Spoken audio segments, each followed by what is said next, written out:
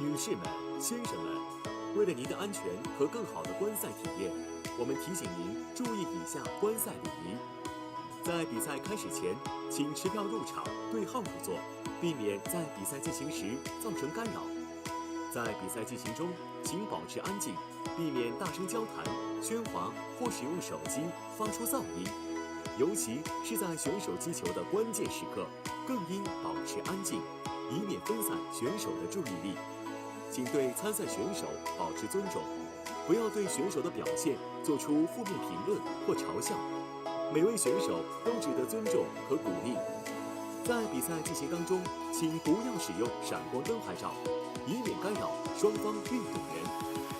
比赛期间，尽量减少不必要的走动，以免干扰选手和其他观众。场馆内部包括正赛赛场、卫生间、办公室，禁止吸烟。如有需要，请移步场外。感谢大家配合，我们真诚感谢您对赛事的支持，并祝您观赛愉快。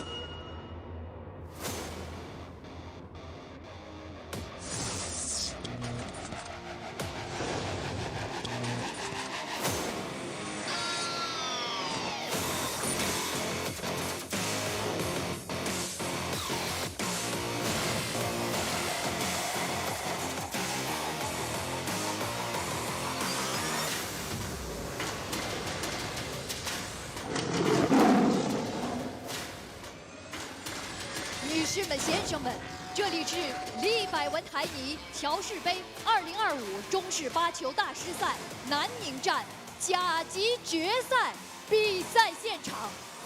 中巴转动，世界球童 ，Joy Billiards Uniting the World。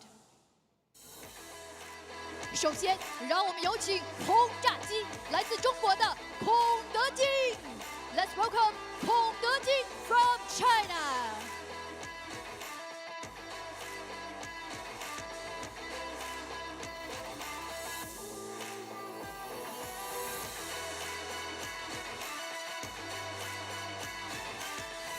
接下来，让我们请出大魔王，来自中国的陈思明。Let's welcome 陈思明 from China。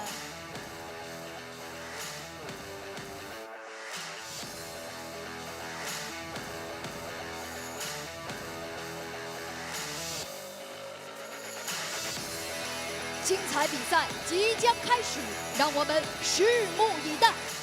Ladies and gentlemen, the exciting game is about to begin. Let's wait and see.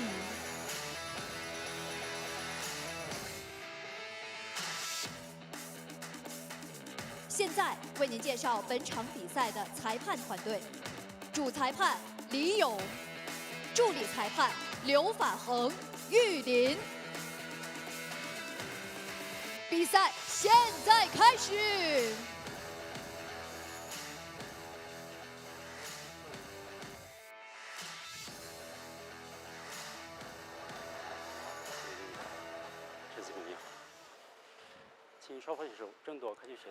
What a welcome that was indeed for these two great players. Good evening, everyone, and welcome to Day 11, the Grand Final, here at the 2025 Joy Heyball Masters Nanning Station Division 1 Tour. There we have the leg from the two players to determine who will break. That will be Dejing, who has won the leg. This final is between Dejing of China, goes up against Chen of China. And there we have some stats from Kong. Total break and runs 51, table runs 34. There was his previous match against Jing Zhaohai, 17-13. Now that was one of the players who we thought, or who I thought was going to be a favorite for this tournament. And there we have his opponent, Chen Suming. 32 total break and runs, 41 table runs, and defeating Liang Xiu on the TV table earlier this morning, 17-13. Quite a run she's had. I'd say toughest match against Shen Shenyi, 15-4. That was yesterday morning as well. This is going to be a very interesting final coming your way, so sit back, relax, and stay with us for the next, which should be, I would say, at least 2 hours of play. Race to 19. There is no time limit on this. And this is going to come down to who's breaking better and who's able to capitalize on the mistakes of the opponent. Because at this level, it's usually just the breaks that do that. I'm your commentator for the Joy Heyball events, Raymond Tillack from South Africa. It's been a pleasure of mine to be here with you guys. Hope all you guys are having a lovely festive period. And have a good Christmas and New Year's as well. Now, although this tournament ends tonight, it is 7:30 p.m. here in China, we do have the Super Tour starting tomorrow, so we'll have the opening ceremony for the Super Tour as well as the international qualifiers. So stay tuned to our live platforms, because that'll be all coming to you live from our Facebook page and YouTube page.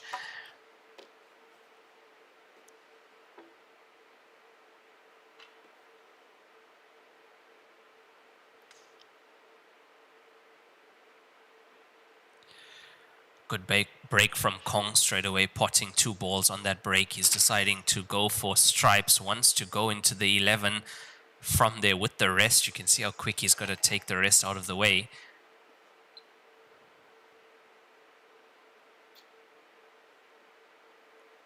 Now the angle that he has on the 15, he could actually disturb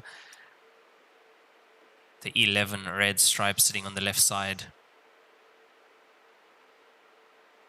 Now this table was clothed earlier this morning before the semi-final match. It has definitely been brushed and ironed for this final now.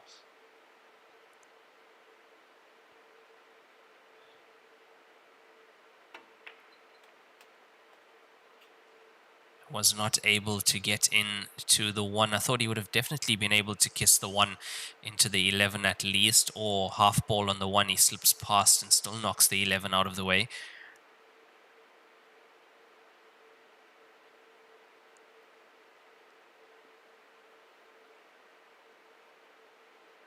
Was a tough match Kong had in the semi-final against Jing Zhaohai. That's the player who was on the TV table last night. 7 consecutive break and runs, a total of 9 break and runs in that match against Wang Luqi. Was 12-0 up at one point. It's not often that you see scorelines like that. Kong has always been very strong, very consistent player throughout these tournaments. Many top 16 finishes, 2 third-place finishes as well in the station events. Lishan Super Tour champion, winning that event against Zhao Ruliang in the final.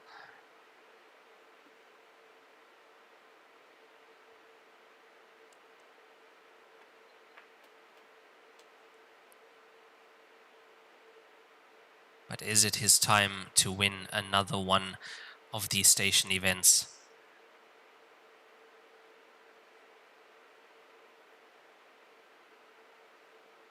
You can see eyes focused on the 11 that's tied up to the black ball.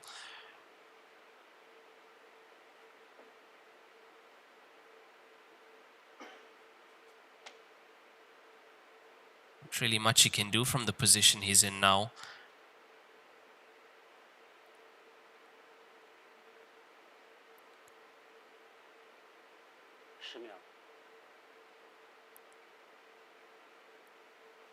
Referee calling 10 seconds and counting down from 5. Went for the combination on the 9 and to release the 11. That was an ambitious shot from that angle. That's the way he plays. He's a very creative player, and when a player like that is flowing, very difficult to stop.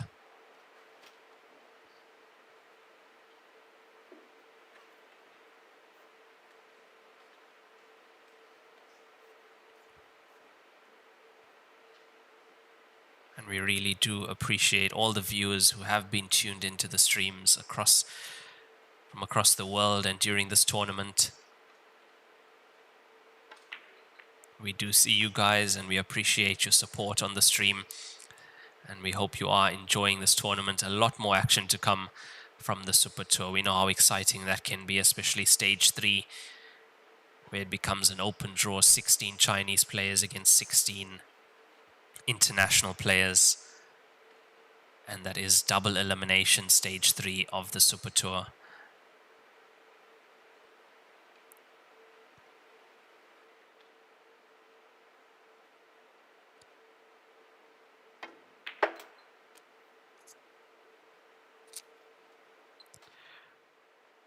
This tournament is proudly presented by Joy Billiards and Libo Win Cloth. Those are the tables and the cloth that we are using here. It's the Joy Q8 golden leg table, steel blocked cushions, the official table of the Joy Heyball Grand Masters Finals. And it is clothed with the Libo Win 8848 cloth. I think it's been a past year plus that we have been using that.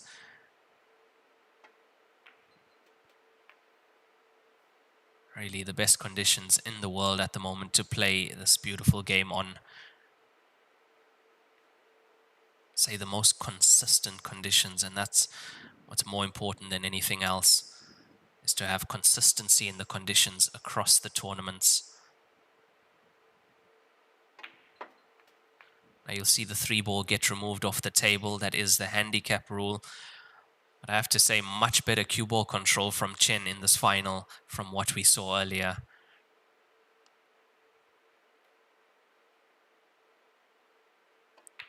And Chen Siming gets her first point on the scoreboard. I believe that was a rack and run as well. It was definitely, as you see the graphic in the background, 1-0 to Chen Siming.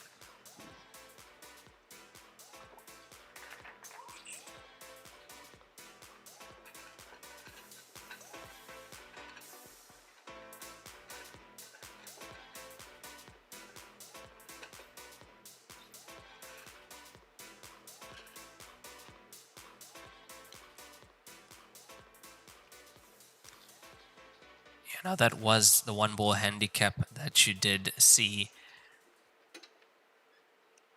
female players and players under the age of 14 playing against male players get that 1 ball off the table. And still an amazing feat for Chen Siming to make it to this final. She's had a really tough draw, especially through stage 3 to make it here. It's a winner's break format.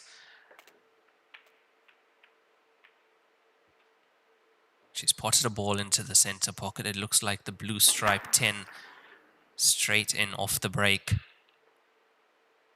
Now earlier this morning, it wasn't the breaks that were much of a problem for her. It was more the positional play and a few missed pots and a few missed opportunities.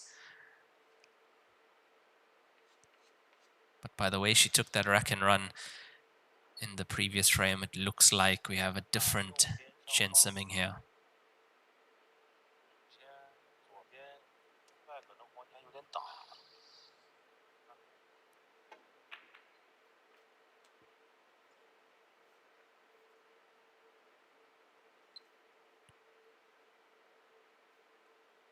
And that is stripes in play. A 12 ball above the 6 and 9 above the 2 on the table. That's problems I see at the moment. The 12 would pot into the left center pocket though.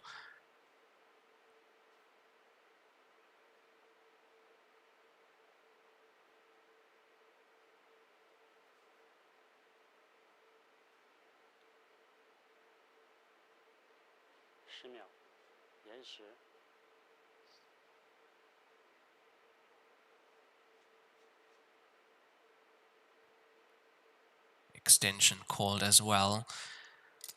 Yeah, where is she going from the 15? The 15's outside the center pocket. Very likely to cannon into the 4 from there. Yeah, it was the 4, using the 4 to straight line the cue ball down, but this is not exactly what she wanted. It's going to be a bit tough from here.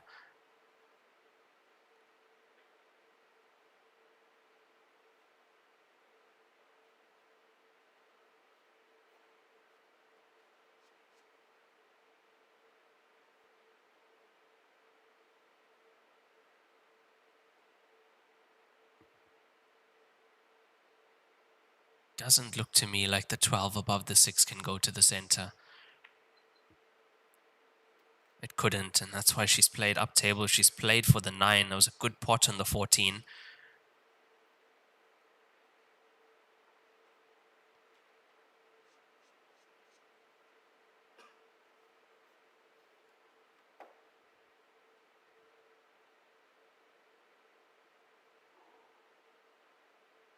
Now, I did say the 12 goes into the left center pocket, but cue ball has to be bottom right hand side of the table, so cue ball has to be just past the 7.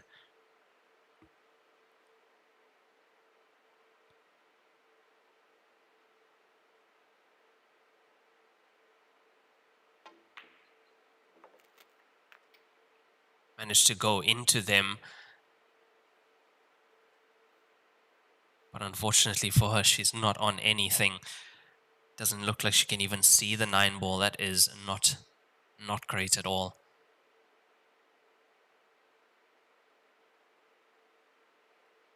The pace at which she played that bank as well.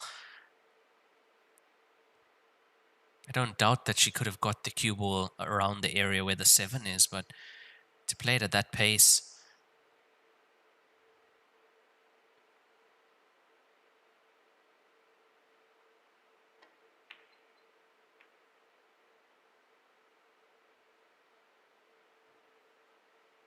And she's going to be leaving Kong with the 6 to the center pocket.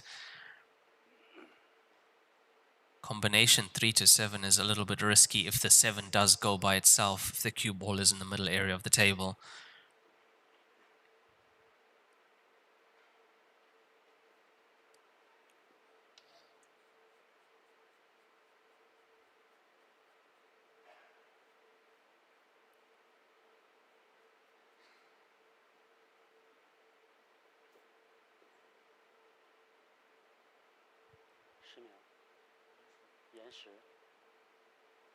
Called his extension as well, so both players have used their 30-second extension.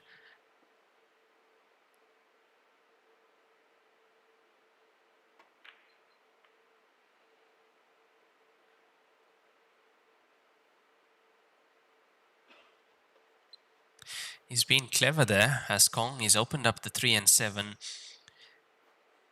He's also trying to force Chen to take out the 9 because the 2 is being blocked by that at the moment. She's looking at a pathway to the center pocket, and to me it looks like there might just be between 2, 1 and 4.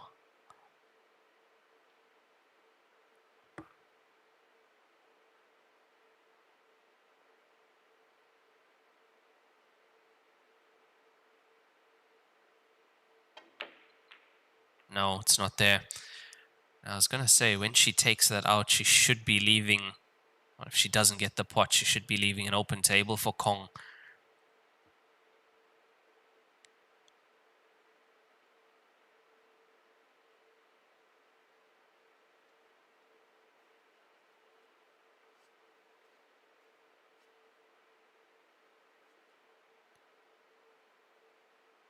Like from this angle, we can see the 6 does go, but look at how tight that is past the 4. That's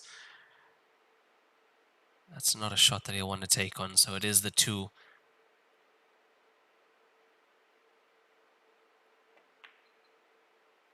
It's not going to be there. It's going to catch the inside cushion first.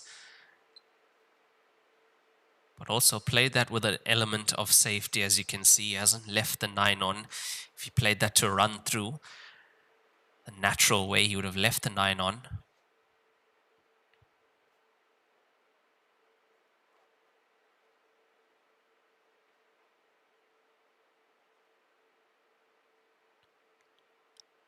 Now she only needs one of these stripe balls that are on the table. Could play this off the 7. It's going to get closer to that pocket. Didn't even need to. Was able to take the cut on by itself.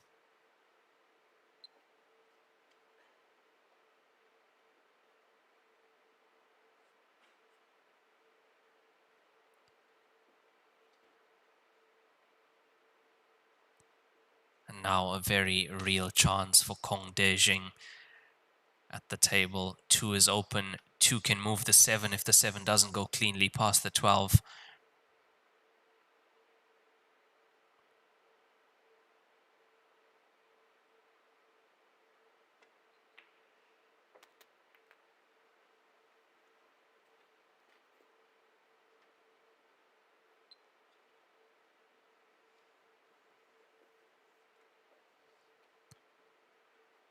If the 7 doesn't go, that's not where you want it to be. And there we are behind the pocket. The 7 does go. Gonna need to be careful, of course, of the 12. It just goes.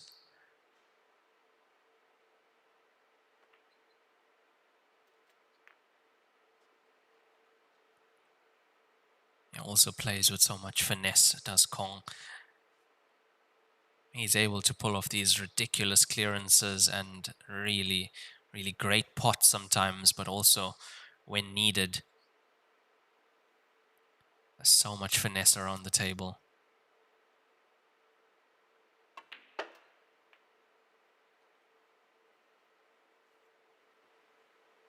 That was the only object ball on the top end of the table. Cue ball back down the side.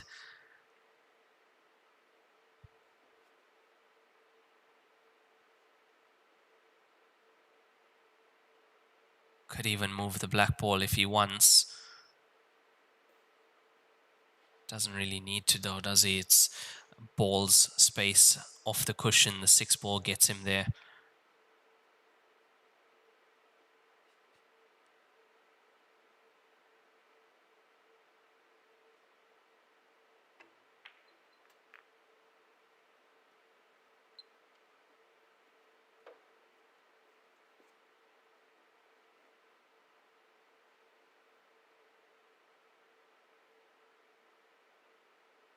It's going to go twice across here to try and get straight in on the 6. And he wants the cue ball almost exactly where the 6 ball is. You're pretty much right there. Easy enough to reach. Straight enough on the black ball down to the bottom left corner pocket. Almost exactly where he wanted that. Stuns the cue ball on the spot.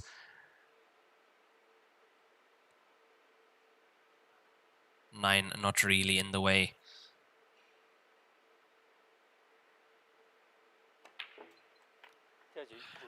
As Kong Dejing gets on the scoreboard, the score is 1-1 in this race to 19 grand final here at the Division 1 Tour Nanning Station.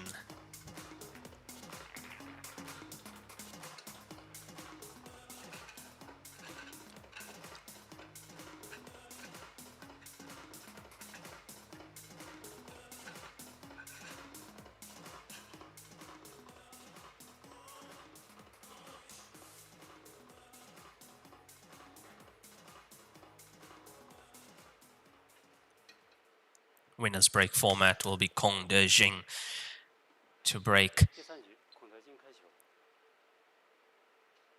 Now he has a massive break as well. But sometimes we haven't seen the powerful break working. It's been the softer, more controlled break that has been working on this TV table.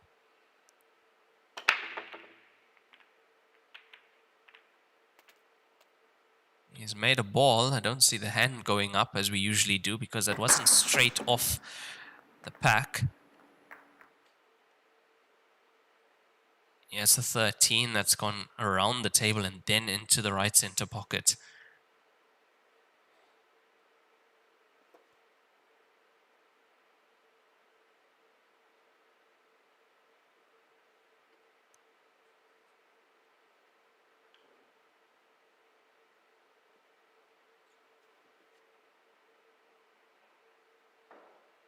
Kong is one of those players that we always see featuring very deep into these tournaments.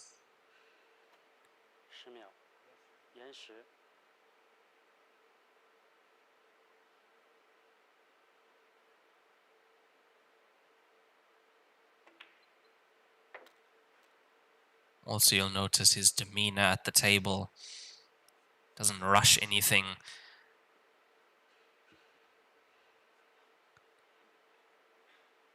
Knows exactly what he can do and the ability that he possesses when he's at the table.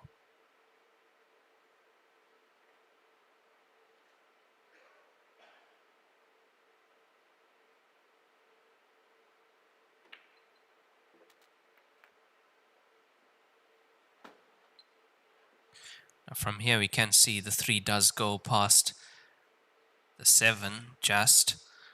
That's going to leave him on the 7. It's going to leave him with an angle on the 7 as well to get the cue ball back into position for the balls at the bottom end of the table.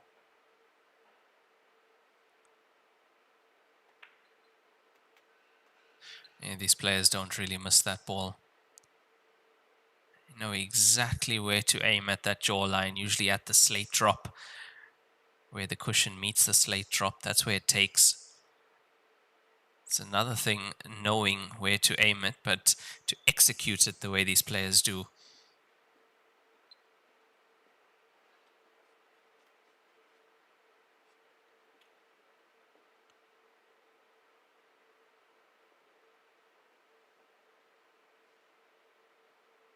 It's going to be able to use the 2 to get behind the 4, to get behind the 2. 5 goes across into the right center pocket.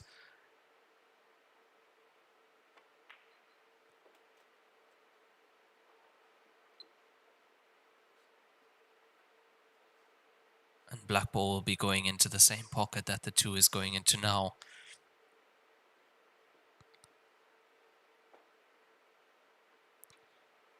Extension needed on the cue. Cue ball is just past the center pockets on these table, 9-foot table, so there's quite a stretch when the cue ball is that far.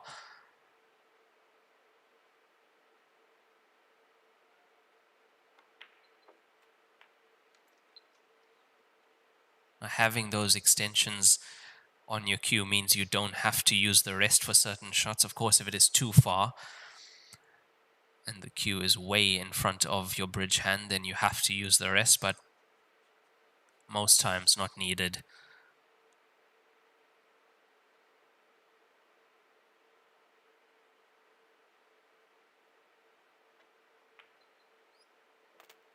Yeah, this has been very clean, very neat, especially the play in the balk area. It was lovely to watch from Kong Dejing.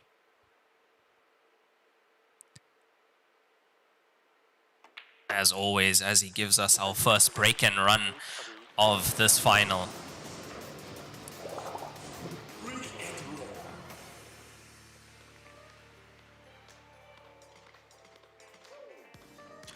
Kong Dejing currently leading 2 frames to 1, 1 break and run for him, and Chen with 1 rack and run.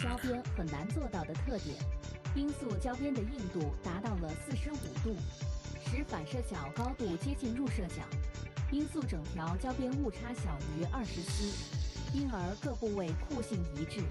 欢迎各品牌厂家使用音速胶边来提升台球桌的专业性能。好胶边音速造，好胶边音速造。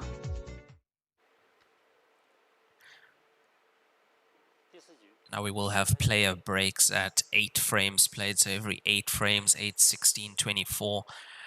That is when we have a 5 to 10 minute player break. That is tournament standard right from the beginning of the tournament, and there has been also no time limit from stage 1 in this tournament.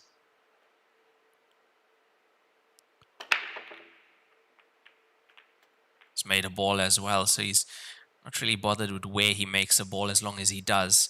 It was the 11 stripe going into the top right corner pocket, off the center pocket jaw.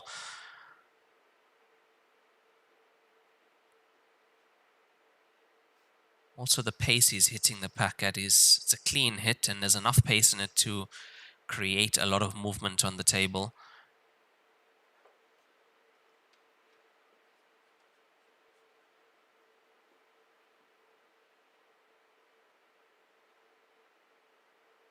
First glance, it's not the easiest layout. You've got the 2 stripes on the right side. You've also got the 6 and the 3, but definitely leaning towards solids here.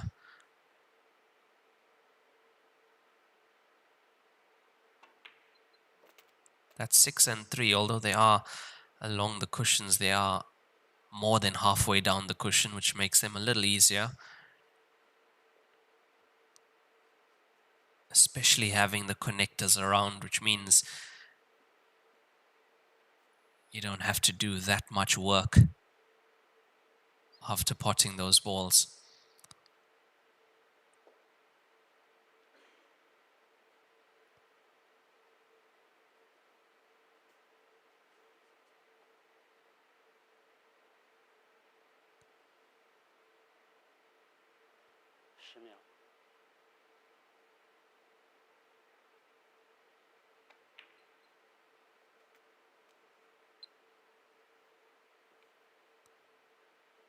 Now we haven't had a camera angle behind the bottom left corner pocket yet to see if the black ball goes.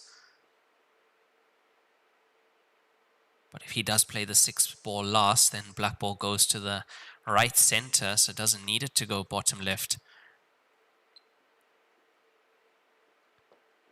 And that would have been his plan already for the last few shots, to go 5, 3, 2, 6.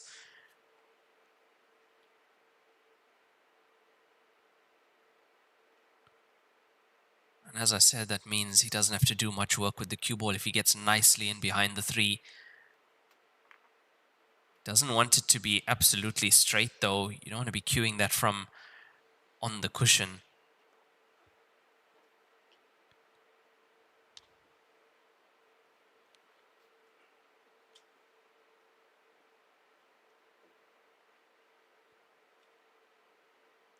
And then of course you don't want too much angle after potting the 2 for the 6, because you want to be holding for the black ball to the center, which means you're going to have to drop the 2 in dead weight. Add to that you're playing the cue ball off the cushion after this.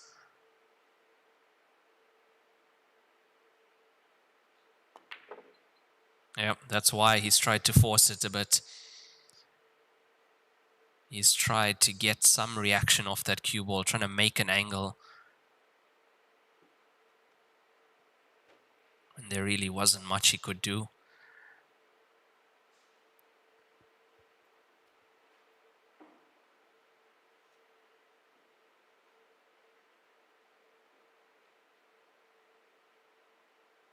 Doesn't help him with where the 3 ball has gone.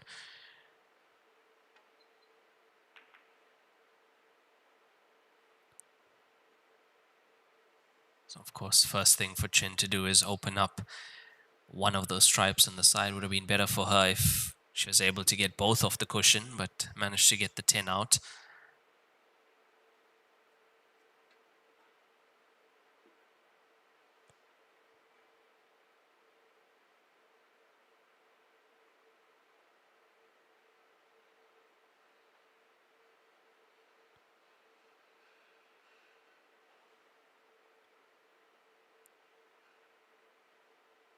Got enough to see the 6 ball. He's going to be rolling this.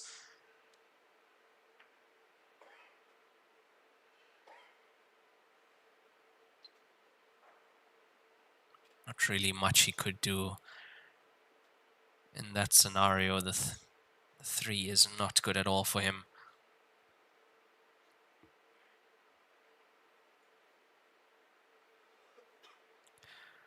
And that just shows you, even at this level, if you aren't in perfect position, that's exactly what can happen. Especially trying to force out an angle here on these tables. Those corner pockets at the slate drop 85 millimeters. It's tight. You have to be so accurate, and now add to that the fact that you want to try and force an angle out.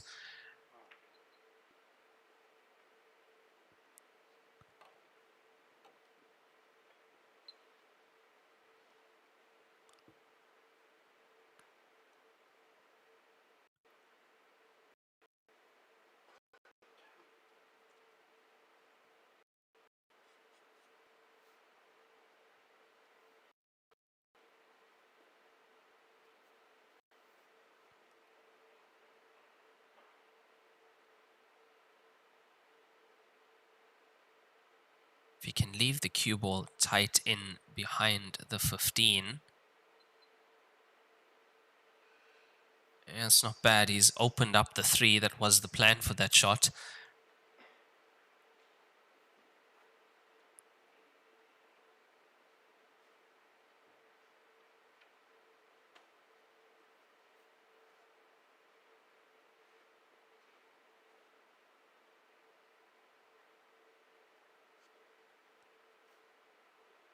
Gotta be careful not to go in off here. She's changed hands using the left hand.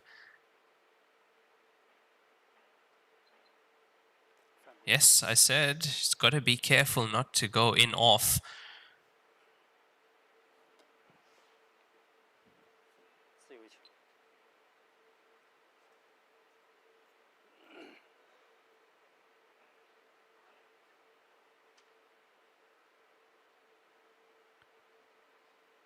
Now, having cleared the 3 in the previous shot, by putting Chen in that position, she's opened the 15. The 6 looks like it goes. He has ball in hand anywhere on the table.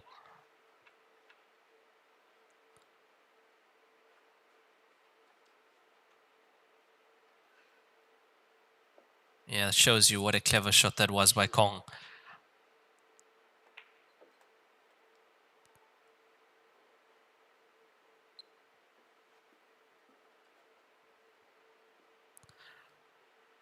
Not only able to make brilliant clearances all the time, but also play those tactical shots when needed.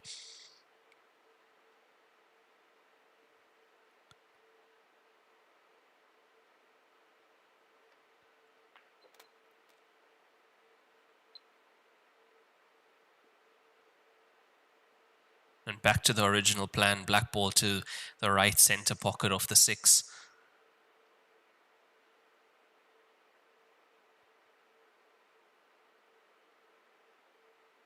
Using the loop bridge, that's a dead giveaway that Kong Dejing comes from an American pool 9-ball background.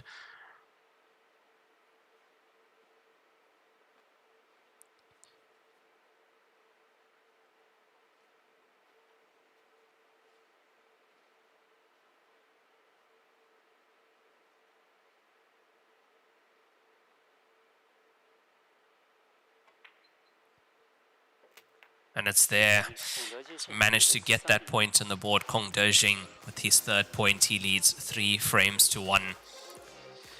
Yeah, a little mistake on the 3 ball, but in the end, that safety shot and the mistake from Chen Siming not being careful to pot the cue ball, that's given Kong the chance to have this 3rd point. 3-1 up in this race to 19 in the final. 1 break and run, 1 rack and run for either player at the moment.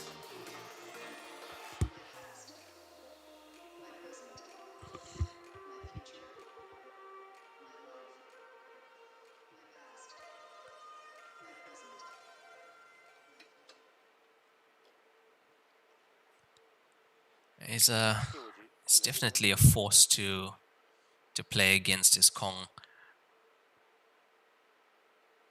Comes in with so much experience at his young age. Just 26 years old is Kong Dejing.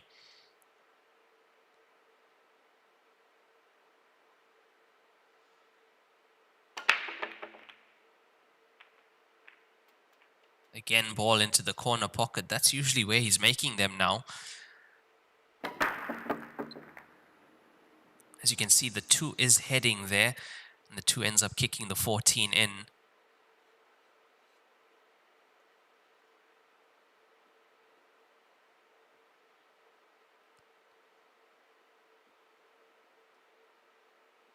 Our previous frame should have been a break and run from Kong.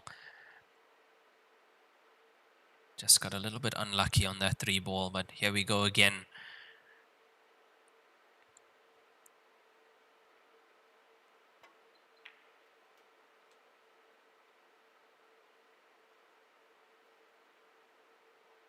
Even a shot like that to go 2 cushions across, so many players would play the holding shot to try and hold the cue ball. What you see with these players is they tend to release the cue ball more times than not.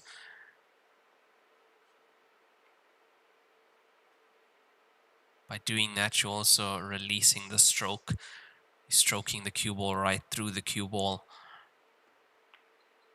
It's not negative at all. It's always a positive stroke, which is exactly what you need in this cue sport discipline.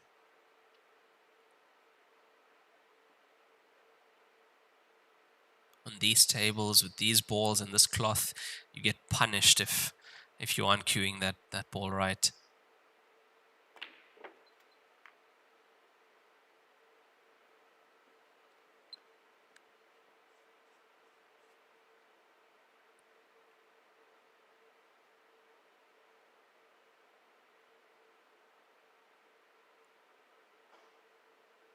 I think if there was one thing you could take away from these players, if there was only one thing to take away, of course there's so much you can learn from them, but it's always they play positively. Every shot is a positive shot.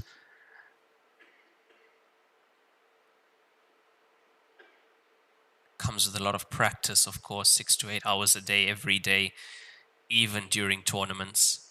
These players don't let a tournament affect their practice routines.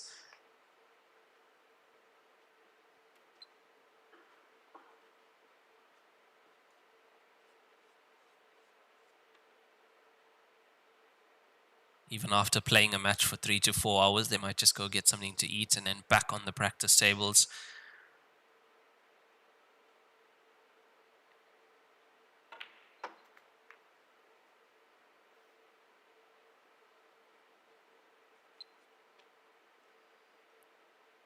Just a little bit far with the cue ball there on this 3. Now the angle he has, go up table, come back down.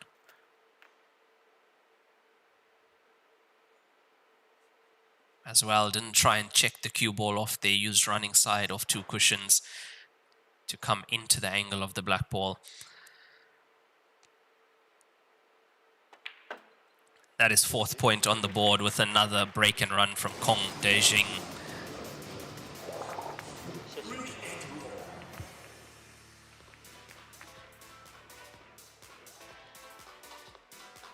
Absolutely world class.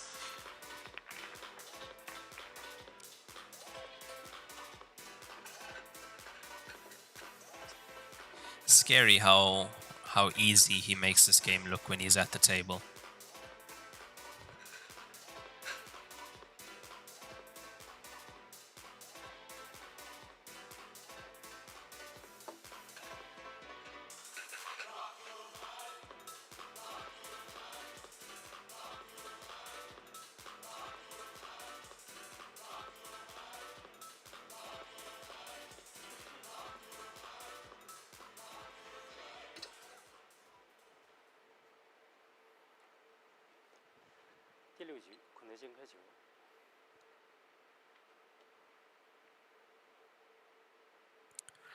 So after 5 frames played in this final, the score is 4-1 to Kong Dejing over Chen. 2 break and runs thus far for him, 1 rack and run for Chen.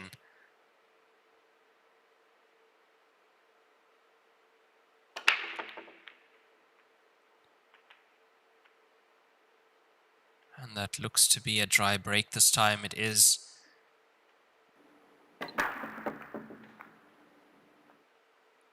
And not getting the 1 ball into the center pocket, as well as those balls tracking towards the top right, which usually go in.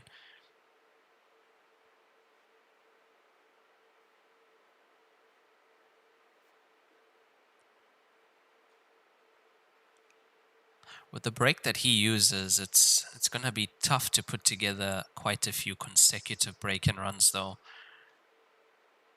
Because he's not playing for those center balls usually. It's a little bit more pace in that break, playing for them to go into the top corners.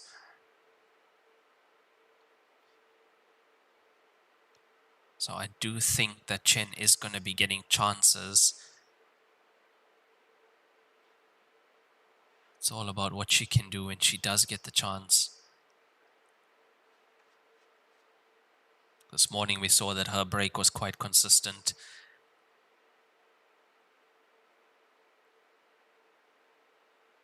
She should be able to put together a few consecutive break and runs.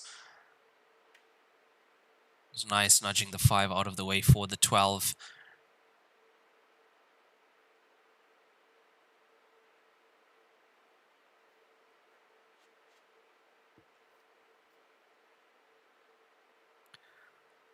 I'd like to play the 15 next and just stun over to play the 15. That 15 is not a ball where you want to make deep position from. You'd rather go off the 14.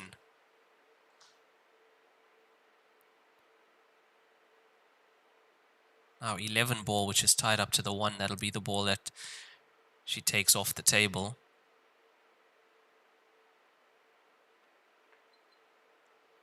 You see what I mean? That's not a shot you want to make position from. Just let it, give it its chance to get in. Use the 14 to move the cue ball back down table.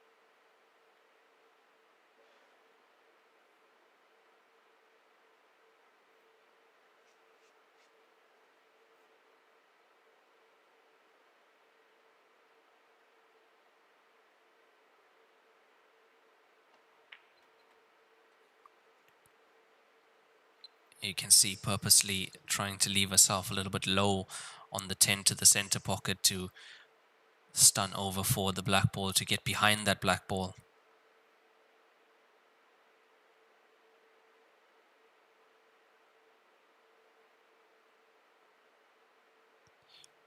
Yeah, but with the angle she has, she might have to go in and out of balk here. It was that much angle. Referee removes the 11 ball, that is the 1 ball handicap.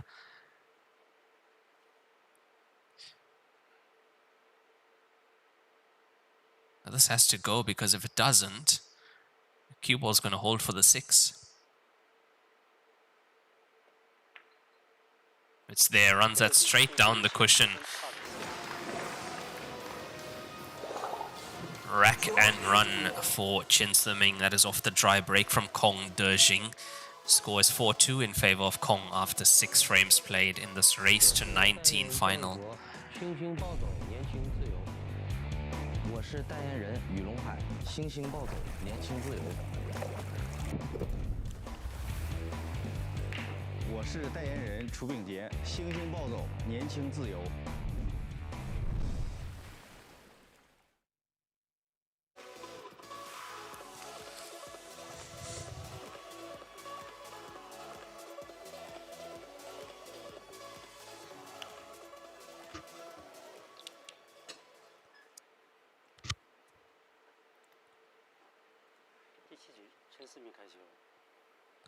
Yeah, Chen showing us exactly what she can do when she does get a chance.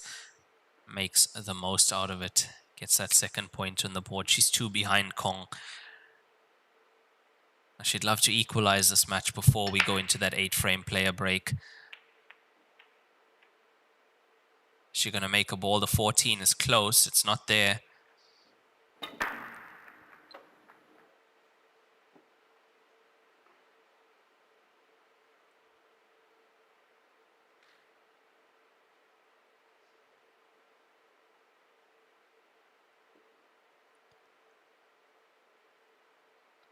So Kong Dejing to the table. It is open. You got the 5 tied up to the 9. 11 sitting on or close to the right side cushion. 3 available to the opposite center pocket. That is the reason he is going solids here. Yeah, solids in play. Removes the 4. But has to get behind the 3. That's the only way he's going to be able to pot that.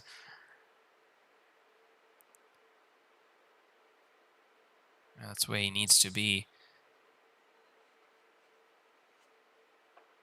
It looks like he's going to try and do this early. He's going to be coming into that angle from the 4.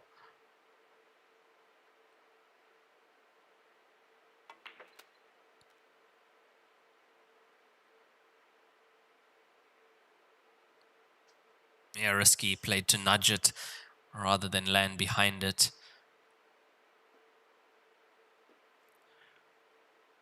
That was always going to be a tough one to get right. Even if he glanced it, it wasn't going to be potable.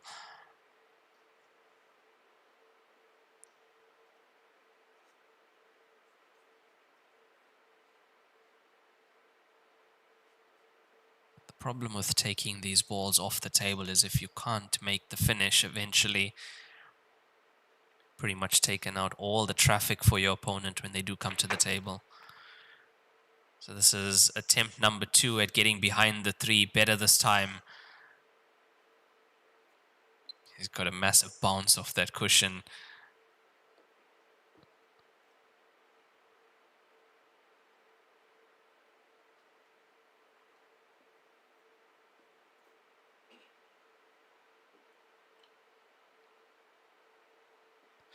Look, cue ball being that close to the 3, it makes that pot that much more difficult, but I don't doubt that he can pot it and swing the cue ball in and out of balk to come back onto the side of the table.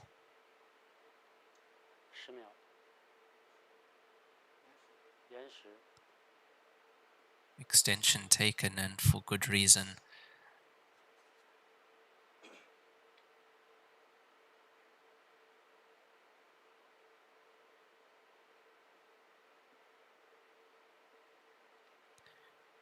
Yeah, that's the amount of angle he has on this. It looks good, it's there, and have a look at the cue ball. It's going to hold up for the 7. Oh, what a shot he's played there. What a recovery shot that is.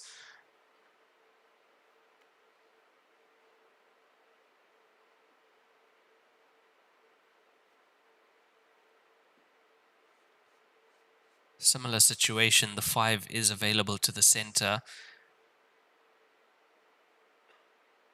Do you land behind it or do you play to break it? You play to break it, and that has worked out perfectly for him.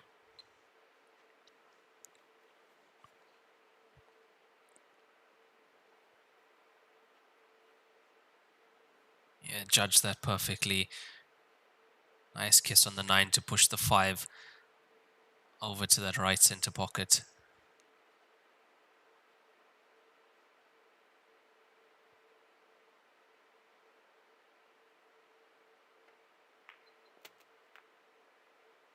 If he takes this frame, it's going to mean that he'll definitely be leading when we do go into that 8-frame player break.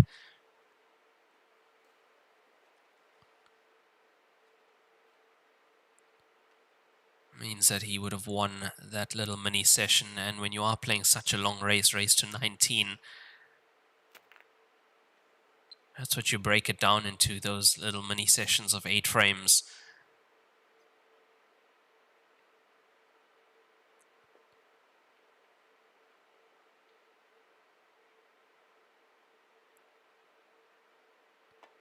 And that's off Chen's try break. That is another rack and run for Kong Dejing.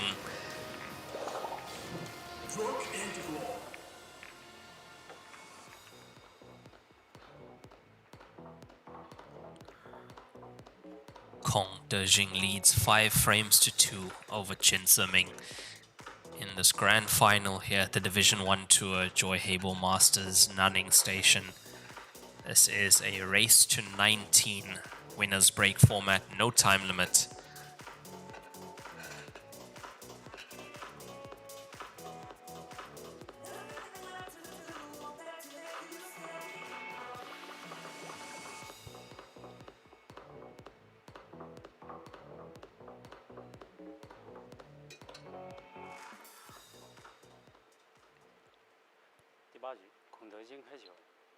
And that is 7 frames played, score 5-2. Player break will be after this frame. Best case scenario for Chen is she gets a 3rd point on the board before that. Of course, for Kong, he'd like to go into that break 4 frames ahead, leading 6-2. They're almost making that ball in the top corner pocket. The 10's in, though. Yeah, somehow he still gets a high percentage of potting a ball on the break. He's found something that works for him and he sticks to it because he does have a high break and run rate as well.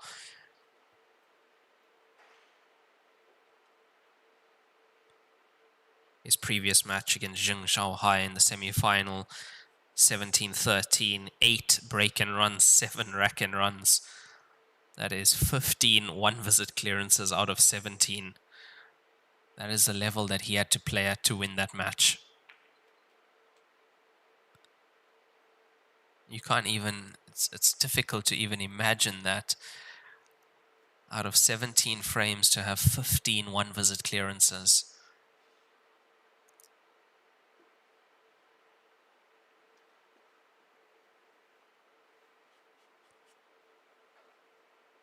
That is the standard here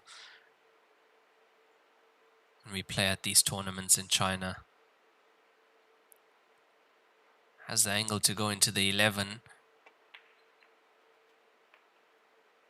Yeah, just that nudge means the 11 is available to the corner if he takes it now.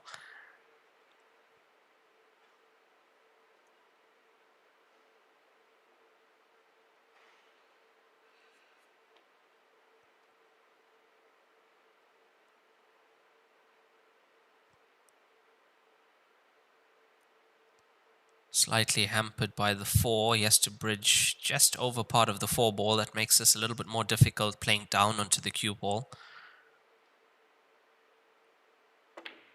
Yeah, no issue at all. At the same time goes into 13. Which means he's released the 12 to play to the bottom left corner pocket. But is he on the 15 to the center?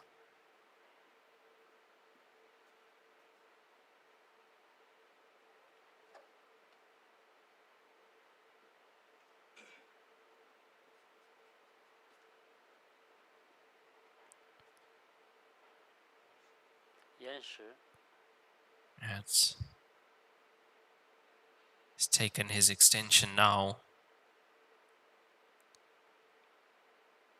Yeah, it doesn't look to me like he can get to the 15, which means 12 to the top right corner pocket.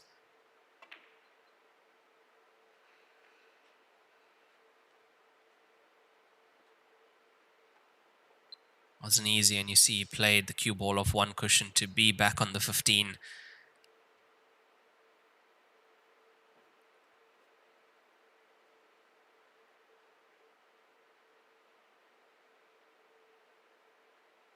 It's a decent chance for Chen. She's got a good ball to start with in the 6.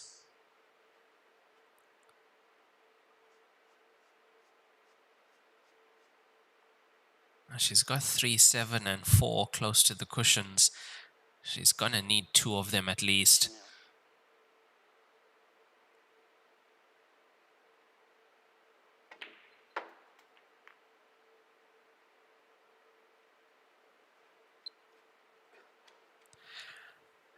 Tried to open that 5 ball up and made her life a little bit more difficult. Because if she can't open it, it means she's going to need all of the remaining balls except the 5.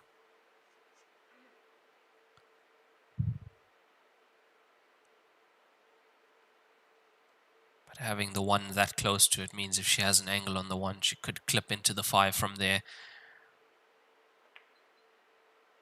I don't think that's there. No, it's not.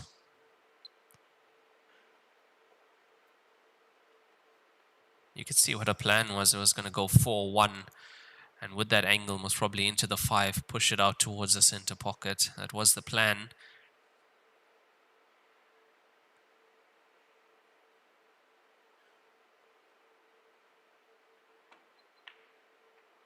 Kong plays the carom onto the 2.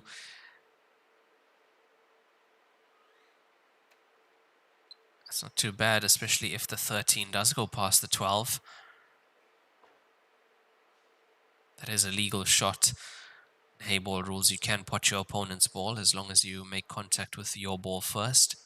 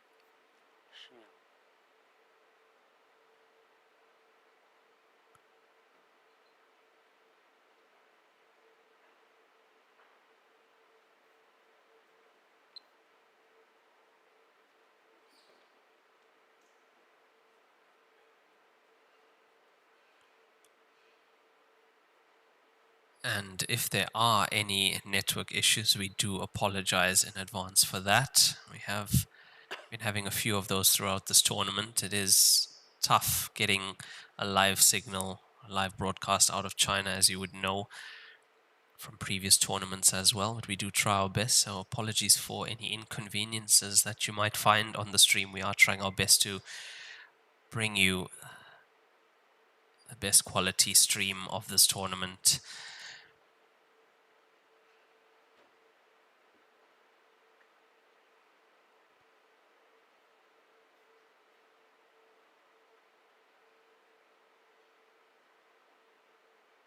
Now this frame gone slightly tactical. It is a very important one, I'd say. Difference between gap of 2 and a gap of 4 before that player break. Just gonna pot that. It's gonna go.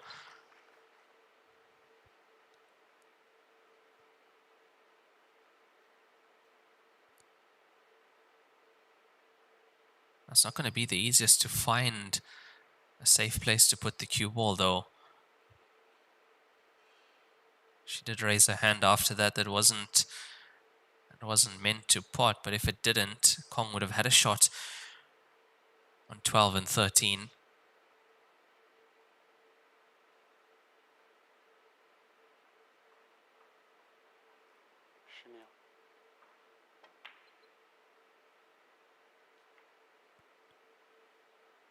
Also played that with an element of safety, running the cue ball right down to not leave Kong with anything.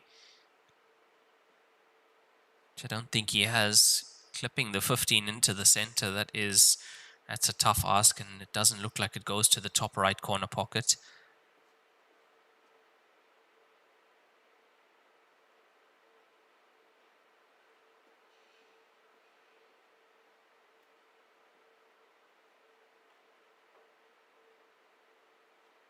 If there isn't a pot available, you could put the cue ball in behind those two stripes off the 15.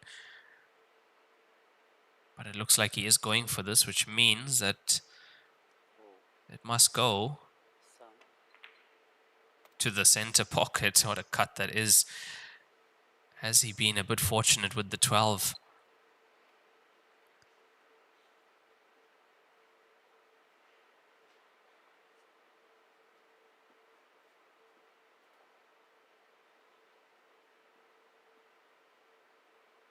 Yeah, what a pot that was to the center pocket. That was a tough angle.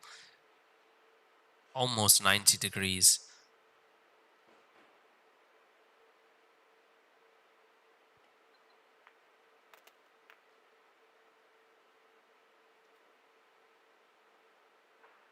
He's played this well. Chen left him too much of that 15 ball, unfortunately.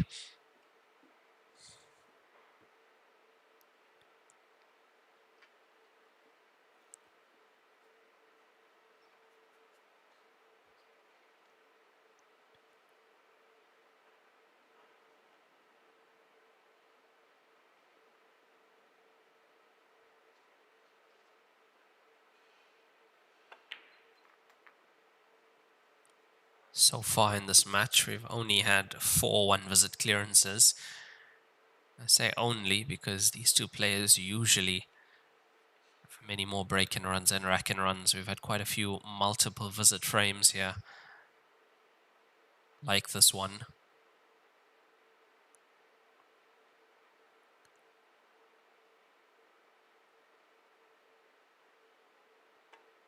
But all that matters is to get the point on the board, which Kong Dejing does very well. He's got his 6 point. We go into the player break with Kong Dejing 6-2 up against Chen Siming in this race to 19 grand final. We will be back in about 5 to 10 minutes, guys. Stay with us. 乔氏金腿比赛专用，提醒您，精彩比赛马上开始。一线赛事指定台名：丁俊晖、奥沙利文、郑宇博、楚秉杰等国内外一线球星代言。利百文台泥，高档羊毛皂。一点是聚焦、沉淀。一线是专注、艺术；一面是缜密、智慧，方寸间雕刻，毫厘间镶嵌。成木质之美，雕琢洞天；与腾龙之势，巧思匠心。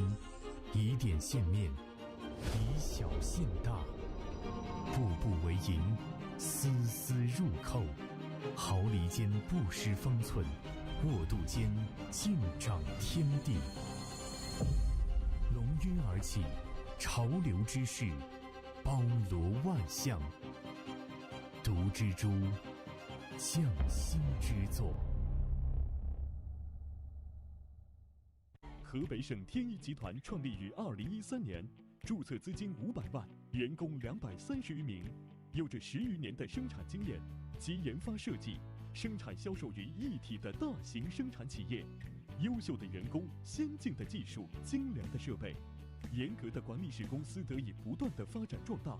精确、可靠、专业是我们生产的精神和服务信念。天一沙发，让舒适无处不在。我是代言人郑卫国，星星暴走，年轻自由。我是代言人雨龙海，星星暴走，年轻自由。我是代言人楚秉杰，星星暴走，年轻自由。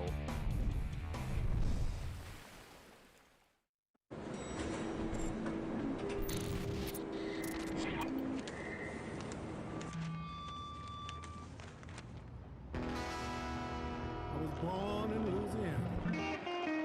My mama told my papa our little boy has got the blues.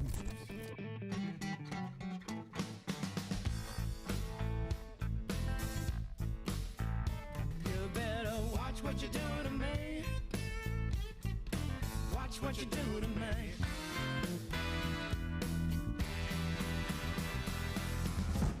Espinosa.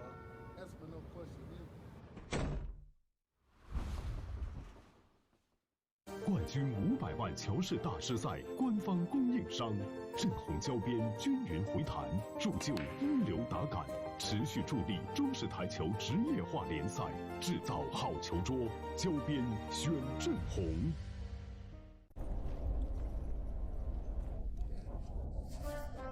俺老孙啥功名不要，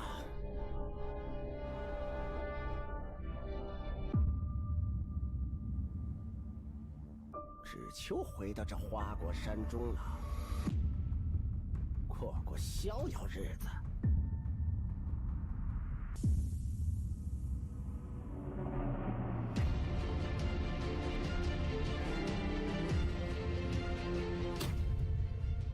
天耀球杆，换一切为可能。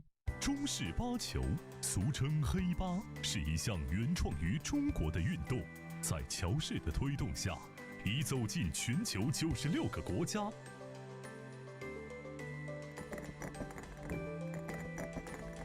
乔氏中式八球，风靡全球的中国运动。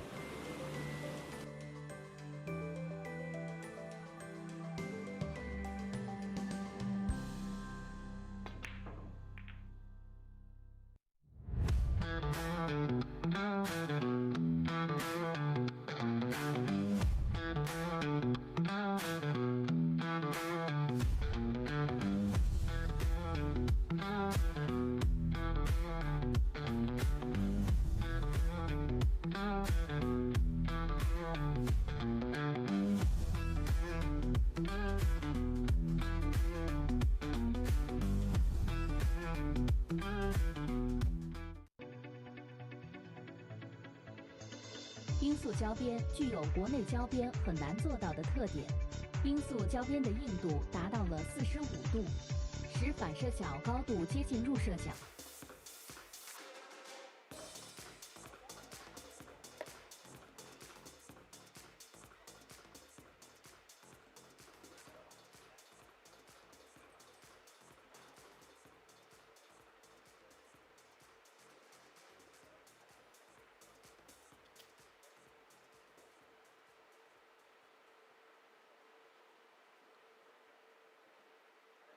暂停结束，比赛继续。第9局，孔德金开球。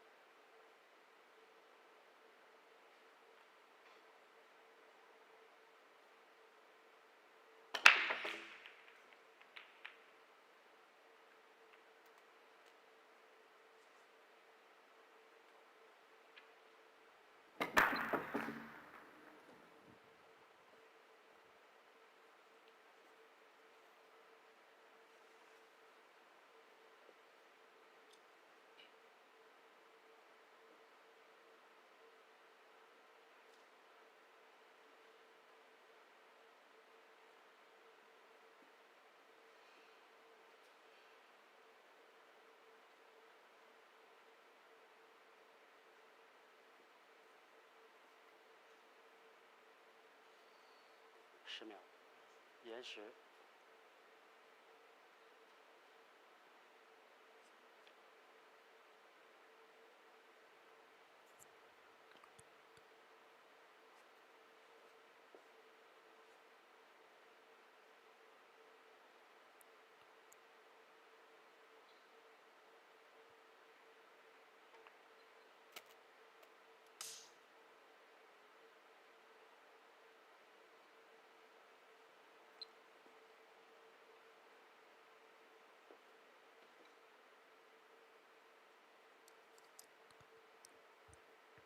And we are back after that player break. Score 6-2 after 8 frames played to Kong Dejing.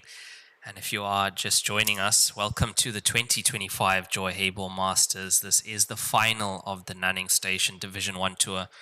704 players started this tournament 11 days ago.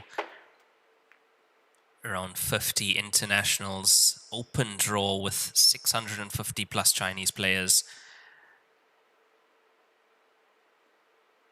And this is what it's come down to, the final between these last two players, Kong Dejing and Chen.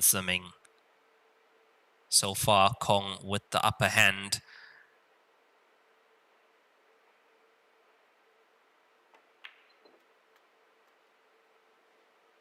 I would say one of the most consistent performers as well.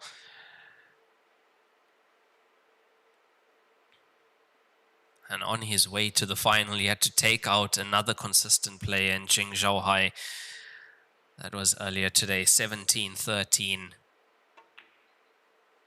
8 break and runs, 7 rack and runs in that match, showing you just what he's capable of. 15 one-visit clearances in a race to 17.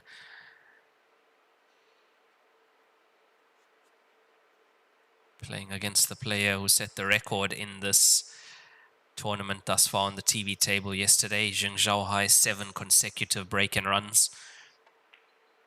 Showing us what you can do with the winner's break format. But at the moment, it's the man on the table looking like he's in complete control of this match thus far. Always a regular in the top 16. He's had 2 third-place finishes as well in these station events. Also winning the Lishan Super Tour earlier this year. 10秒。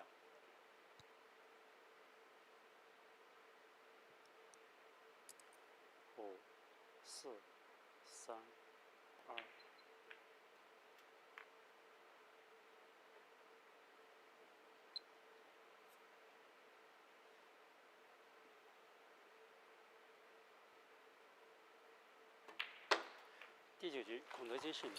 And that is Kong Dejing taking another frame with a break and run. He is now 7-2 up in this race to 19 final. 5-frame lead. That's a convincing lead over Chen.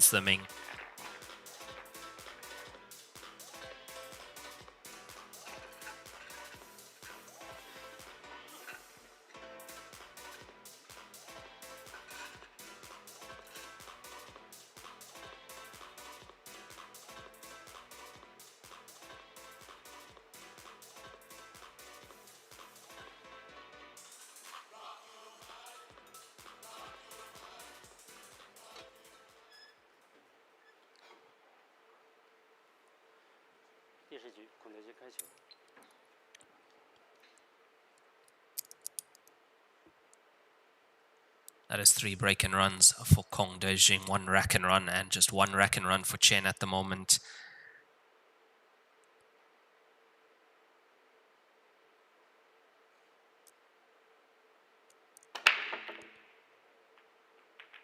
A 10 has nearly gone into the center pocket, but he's going to get the 4 coming across.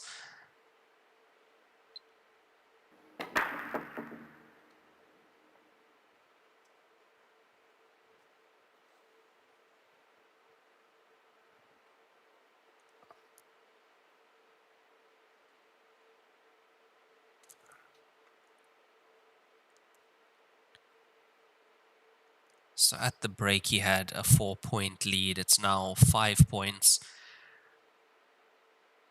So pretty much all he has to do now is try and maintain that throughout the match. It's much easier said than done, but if he can do that,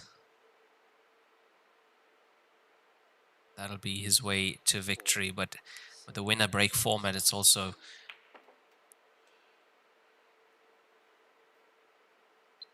possible for your opponent to make a comeback if they can put together a few consecutive break and runs.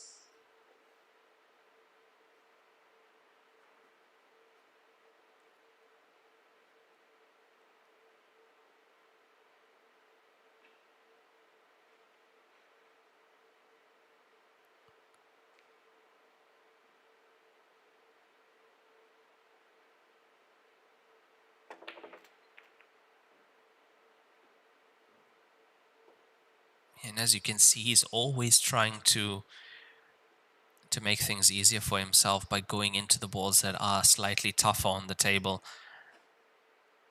So one of the things that makes him such a dangerous player is always looking at ways to remove problem balls straight away as soon as he can.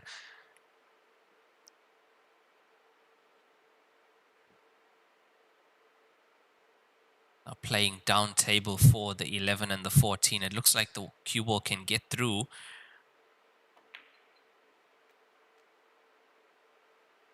To the 14, but he needs to finish right there. I think he's good.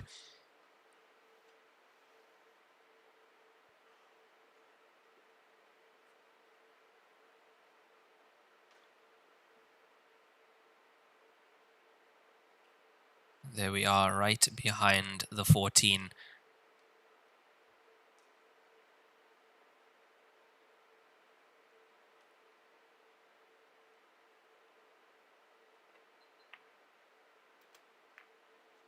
Caught the inside jaw first, still went in, cured that very pure. And there is enough of an angle on the 11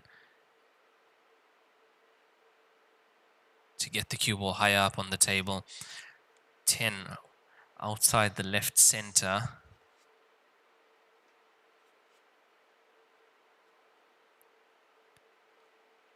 Nine doesn't have that many pockets to go into. It doesn't go into the top right or the right center.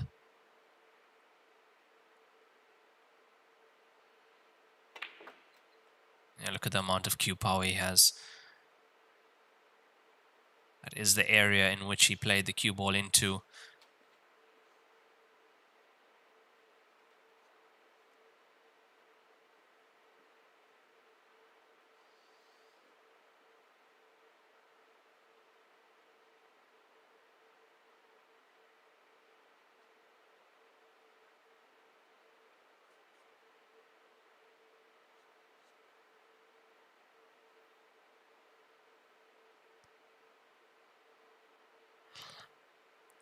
If he plays the 9 first from here into the top left, it's easy for this to go wrong. That one ball is a huge blocker at the moment, which is the reason he's opted to go 10 first. Cue ball 3 cushions. Needs to hold anywhere but there.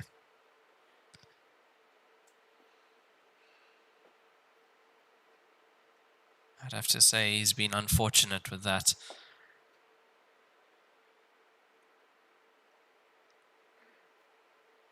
I can guarantee you in his head he was thinking anywhere but behind the 6 and I'm good. And that is exactly where the cue ball decides to stop.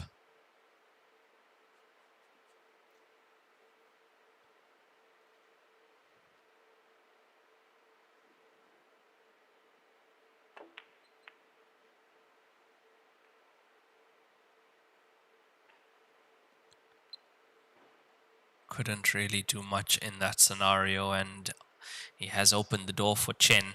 It's not going to be consecutive break and runs from Dejing.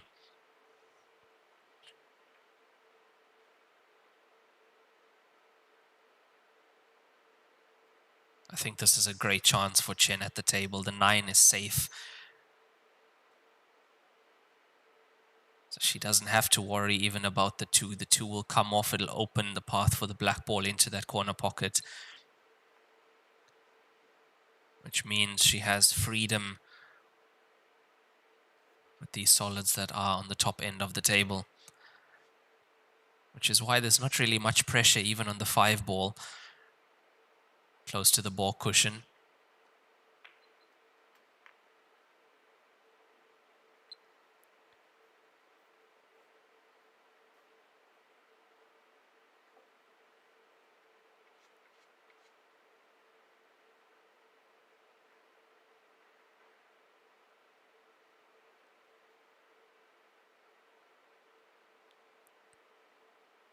All this cue ball needs to do is travel past the balk line. Yeah, just like that.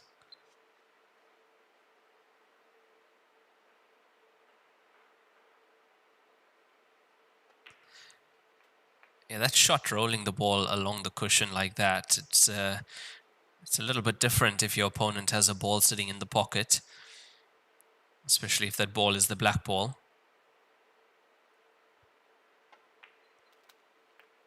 But in this scenario, the 9 being where it is, the 2 ball comes off the table, opens the path to the black ball.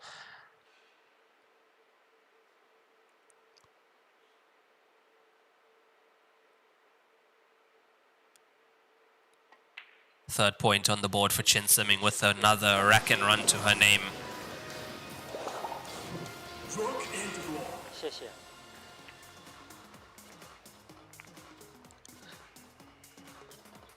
Chen is fighting back after that positional error from Kong Dejing.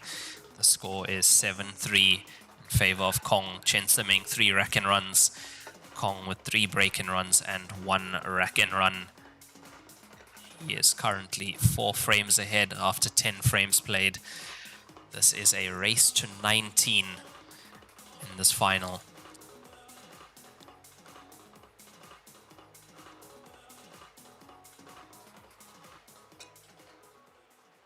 This tournament started 11 days ago, 704 players. In stage 1, we were playing a race to 7, no time limit throughout. Stage 2, race to 9, then race to 11. Now all the way to race to 19 in this final.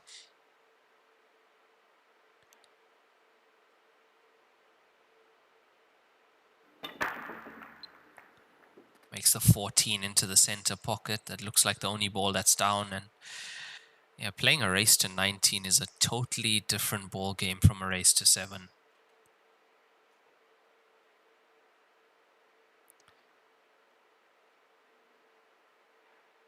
I think no matter how good a player is, if they've never played anything more than a race to 7 or race to 9, you throw them in the deep end in a race to 19. They might start off strong, might take the lead early, but eventually the wheels are going to fall off because you're just not used to that. You're not used to playing for 4 hours.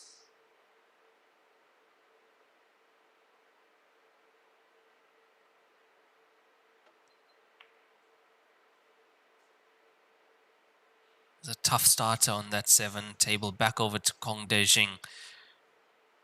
Having to concentrate for 4 hours at the highest level.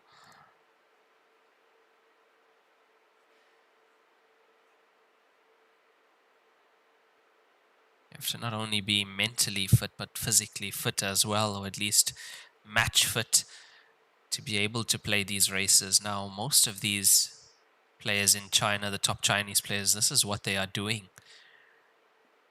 When they have tournaments here amongst each other, these are the kind of races they play. So they are so well conditioned to playing in these sorts of races. It's definitely tough for a player who's never had to play that long.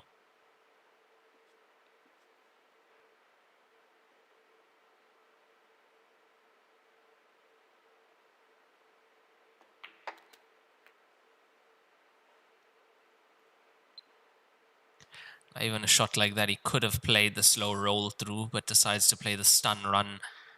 And that always makes sure it's a positive shot. Once again, almost perfect cue ball position.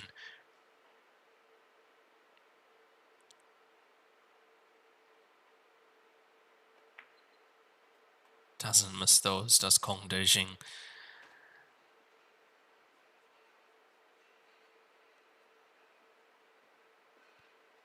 What he could do here, with the angle he has on the 13, he could disturb the 15 if he wants to. Then again, is there a need to? Could also stun right past it. Play it into the same pocket.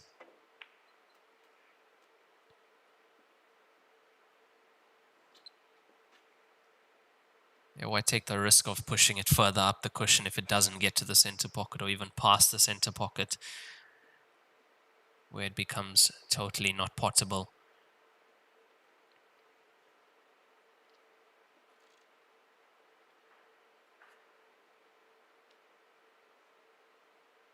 And talking about being match fit in the Super Tour in stage 3, it is double elimination. So if you are in the losers bracket, you are playing on average race to 15s and race to 17s twice a day, not just once. And the player that goes through the winner's side of things is just playing one match a day, doesn't even play on the second last day.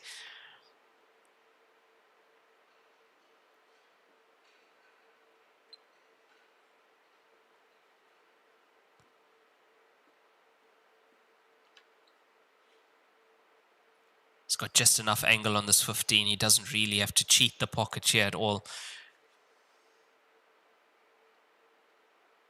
to get the cue ball slightly wider away from the cushion and closer to the black ball.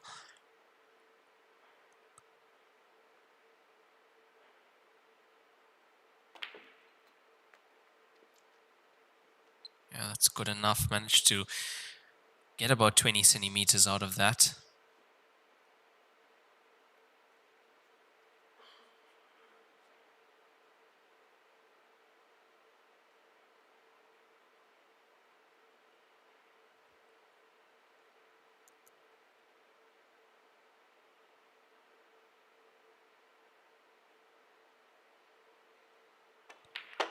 As Kong gets his 8 point on the board. I don't think he meant to go in off the 5 there with another rack and run.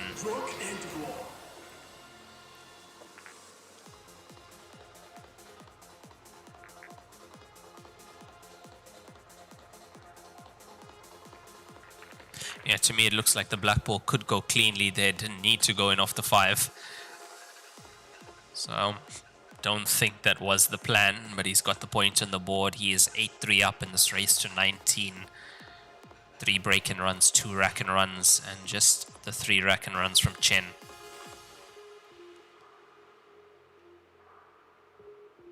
So he's punishing at the moment. She missed that opening shot to secure solids after her break where she potted. Makes another 1 visit clearance to stay at the table. Winner's break format. He's got that 5 frame lead once again.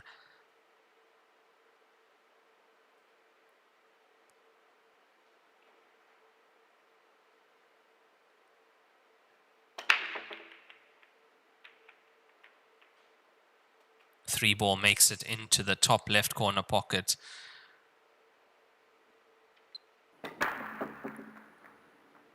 I don't understand the method to his madness here. It's a ball always getting kicked in, but he keeps on making a ball on the break. He's got quite a decent high percentage of potting a ball on the break.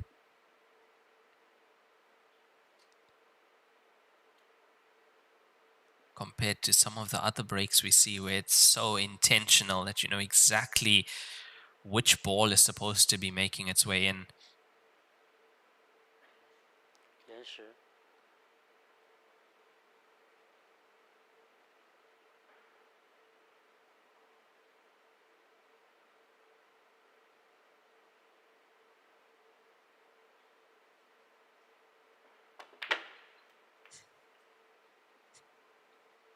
Look at that shot, to pot that at that pace from that distance. Absolutely smashed that in. Look at that.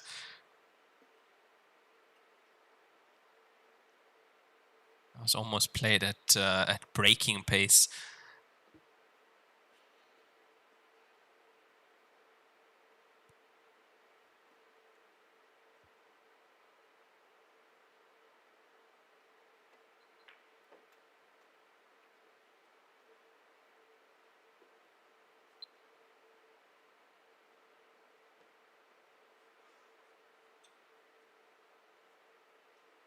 From where the cue ball is,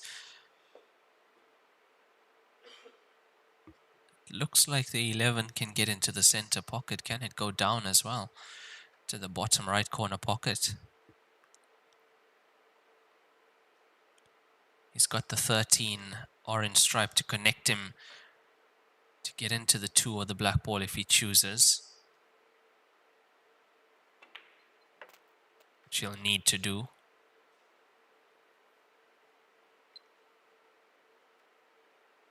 I actually think in that scenario it's less risky to move the 2.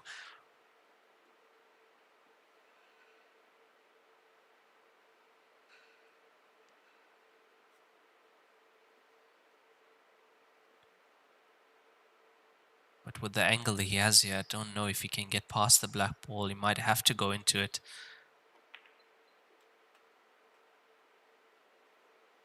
Yeah, that's what I was worried about, just the cue ball getting stuck on the cushion there. Means he can't do that much to make position off his next shot. Rather, if he had less angle glancing into the 2, it mean he was sure to have cue ball out in the open hand on table.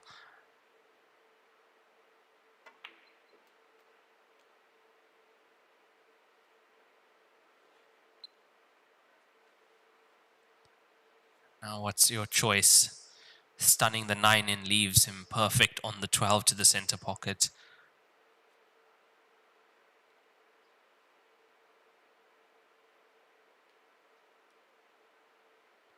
Yeah, this is slightly easier than the first ball he potted. 9 is more off the cushion. Expect him to get this. Yeah, he made the pocket take that ball. If we see a replay of that, you'll see that it definitely wiggled in the jaws, wiped its feet on its way in.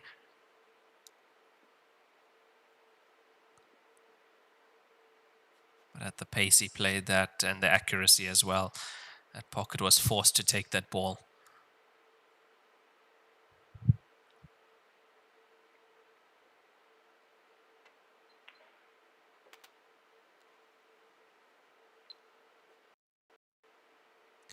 Yeah, this is class. Absolute class from Dejing at the moment.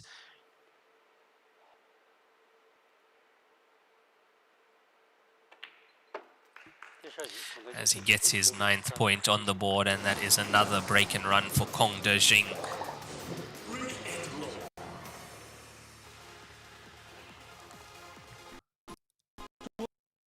商城优质台在线购，乔品质无忧，精选一线品牌入驻，携手打造台球配件新品，专业服务团队贴心售后，全程无忧购物。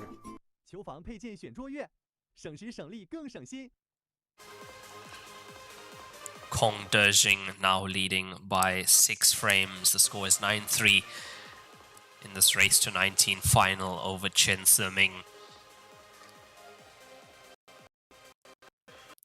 He just hasn't been giving her that many chances.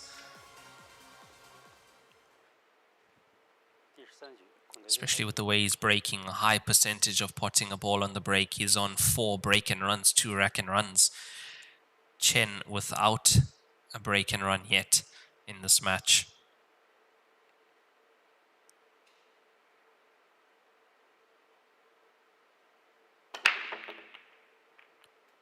And once again, ball potted on the break. It's the 13 into the top right corner pocket. Yeah, kicked again off the 6, off the cue ball. There is there's no pattern to the break. It's just he's found a place to break and he's found something that works. And I am sure, as most of these players do, they have a few different breaks in their arsenal. So if something stops working, I'm sure he has the softer break as well, the more controlled one, to try and put a ball in the center pocket. But why change what's working at the moment?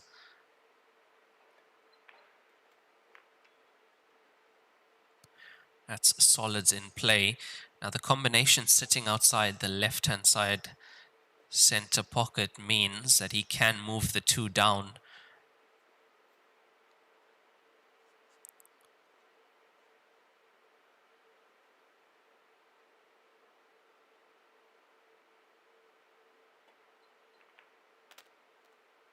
Yeah, that was played really well. You couldn't have really played that better. It's only better if the 2 stayed up a bit.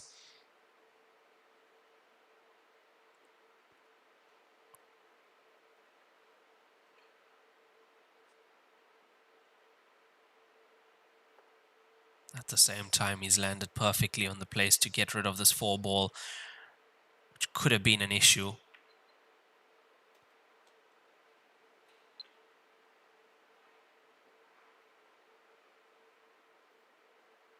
Would have been tempted to actually stun into the 9 to open the path for the 3.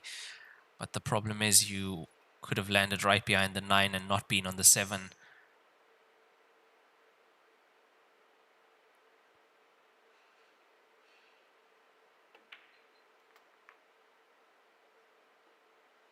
And have a look at the pattern play here now. From the 2, if he gets nicely on the 1, he runs through. Then the 3 is available to the center pocket and should go past the black ball as well.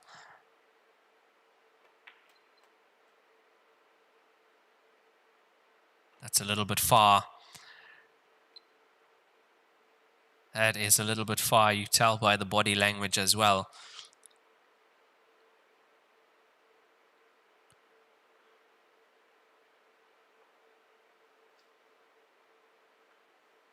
In that scenario, you're rather shorter than longer. Always trying to play short side with that.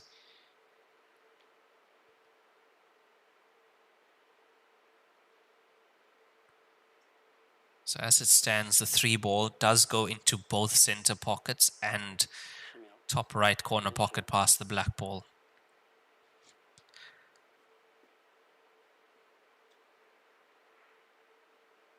Yeah, what a shot he's got to play here now. He's been looking at swinging the cue ball around the angles back into the balk area, but now he's looking at just leaving it as well. It's close to where the 1 is. It would still mean that the 3 is available. Yeah, chooses that instead. Not surprised. He needs a bit more pace on this. I think he might just have it. And if he does, what a positional shot that is. His creativity and vision is amazing.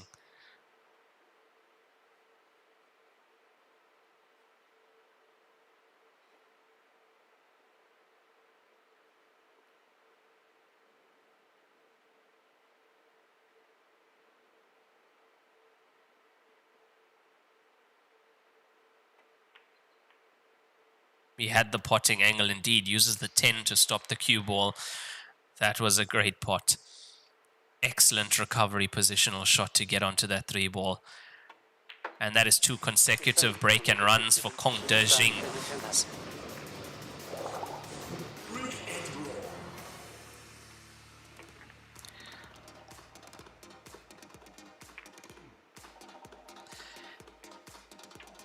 As he now takes a 7-point lead over Chen. The score is 10-3, and he has reached double digits in this race to 19 final.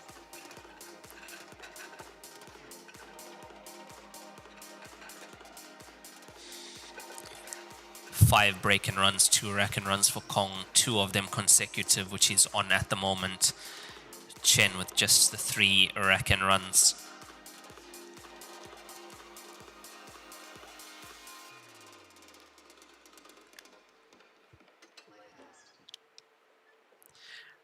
I think the only thing that Chen could wait for is if the break stops working for Kong. It's the only way she's going to get a chance, because as the match goes on, as he spends more time at the table, he just keeps getting stronger and stronger.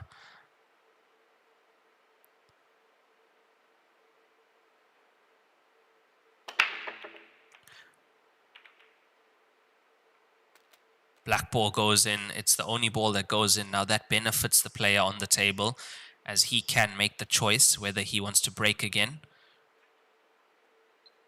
or have the black ball spotted on the foot spot and continue play. And even that kicked in off the 3.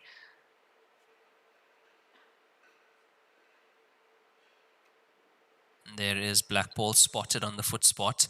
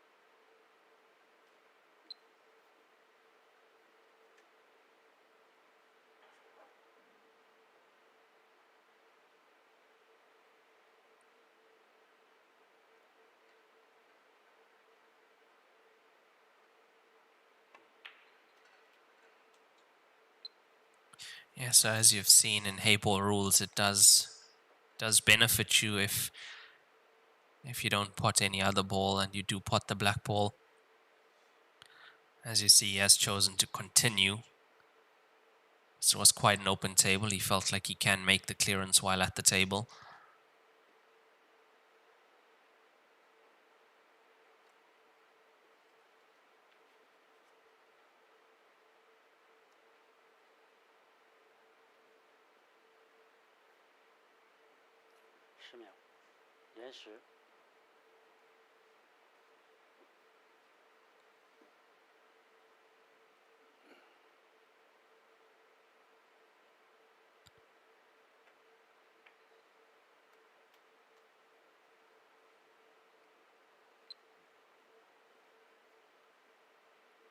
Yeah, the way he plays the patterns as well, I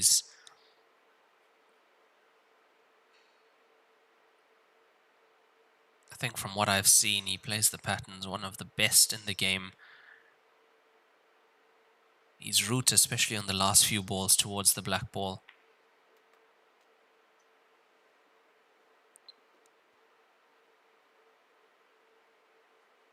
Plan for him is always to have to do the least amount of work, especially on those last few balls.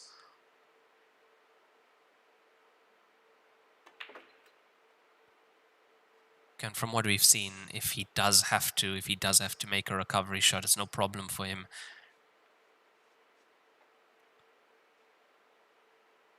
But this also lends to why he's such a consistent player.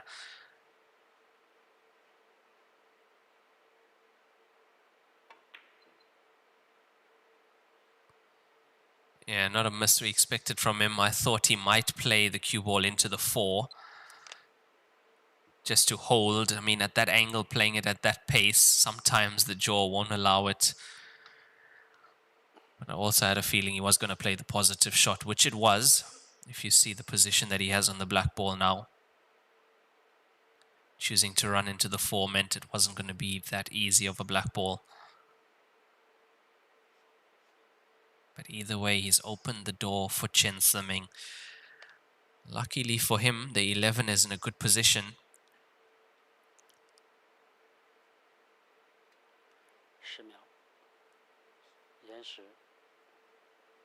For Chen, actually, I wouldn't put it past her playing the 1 towards the 11.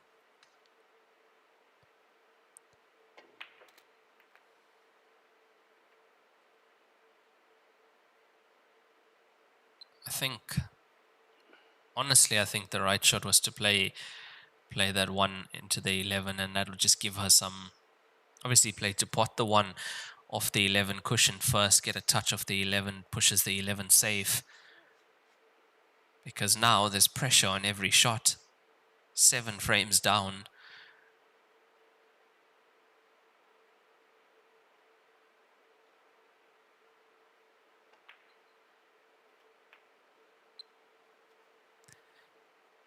Played that at pocket pace, gave it every chance to make its way in.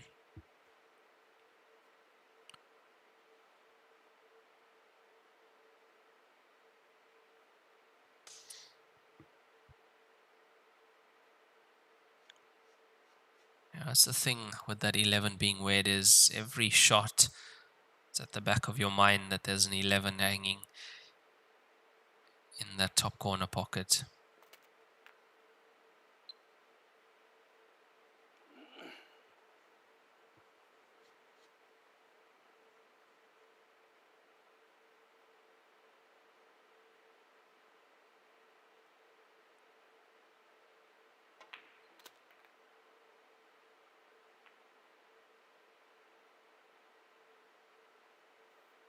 Yeah, you see, it's getting difficult now. It's getting tricky. Now would be the time where you could be thinking, should have taken the yellow.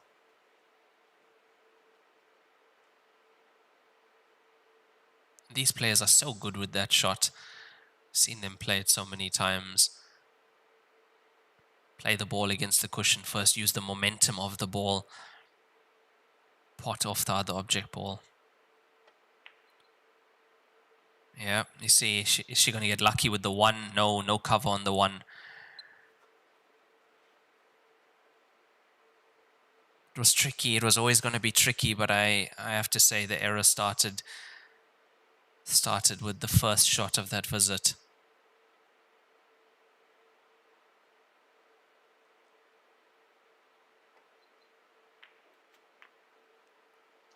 Now Kong has underhit that. He's underhit that, which means this is not an easy black ball.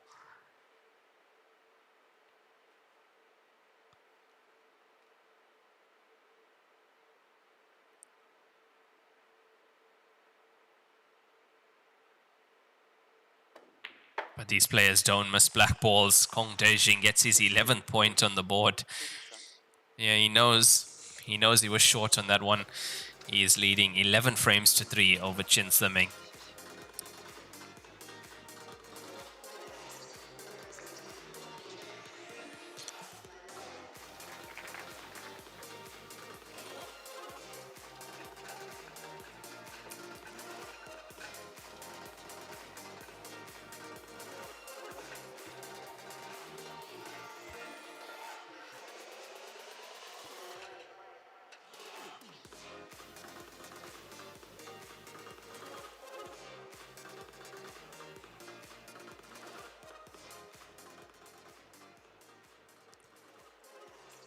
Kong's not really, he's not really letting Chen get any kind of momentum here, but then at the same time, she's not doing the most with the opportunities at the table. Got to do more. It's the only way to get to a player like Kong. He's now got an 8-frame lead. He's got an 8-frame lead and he's 8 frames away from the finish line.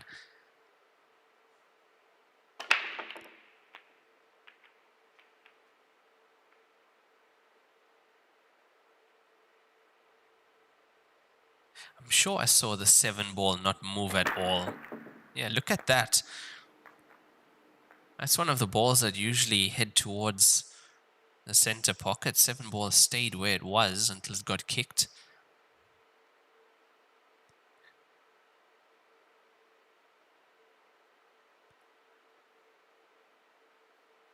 Try break from Kong brings Chen to the table in this 15th frame. At 8 frames played, the score was 6-2 Kong, so he had a 4-point lead. He's currently got an 8-point lead, so he is winning these mini sessions by a lot.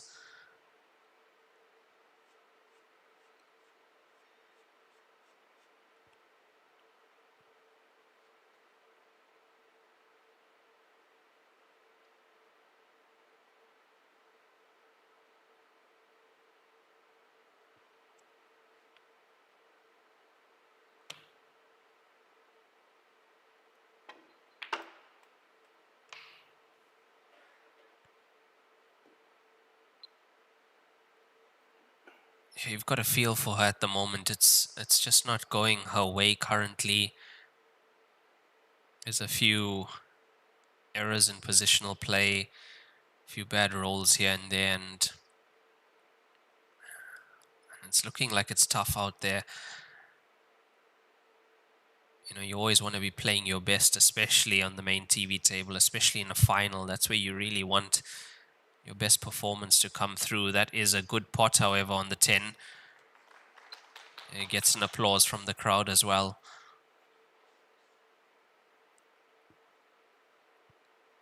That's a good recovery shot. She needs to keep it going here.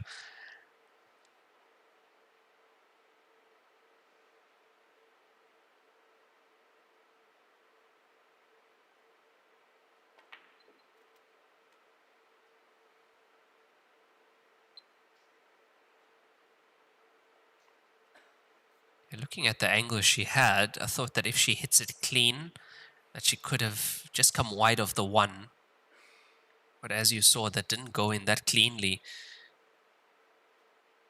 She actually caught it finer than expected. It went in off the jaws.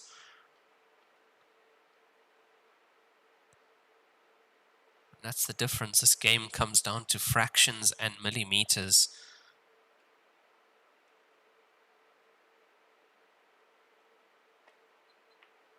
Oh, another excellent recovery, and still not rewarded with position. This is recovery after recovery for Chen at the moment. And that's exhausting. That's exhausting when you haven't had that many chances. You're at the table and now you're having to go through this.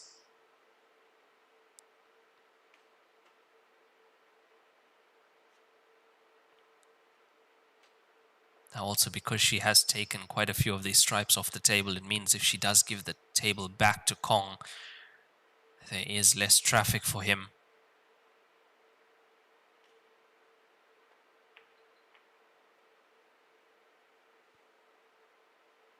Would have been too good to be true if that went in.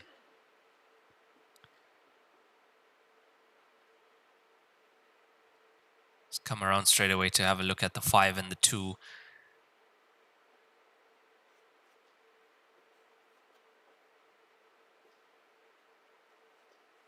To me, it looks like the 5 does go. If he's slightly high on the 5 when he is on it, slight nudge into the black ball should open up the 2 if it doesn't go by itself.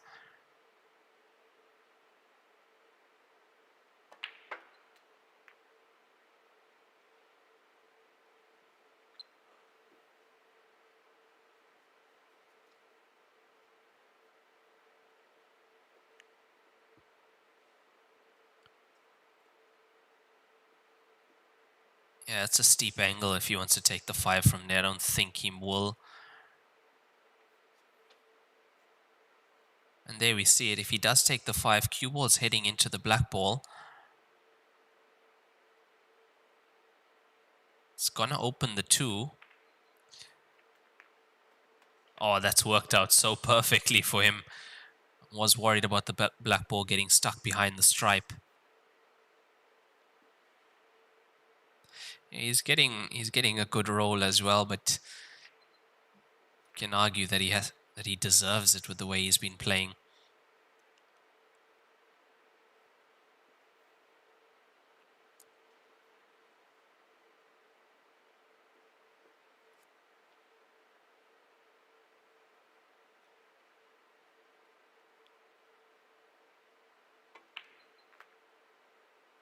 But at the moment, what the scoreline is showing, and also when he's at the table, is total domination thus far.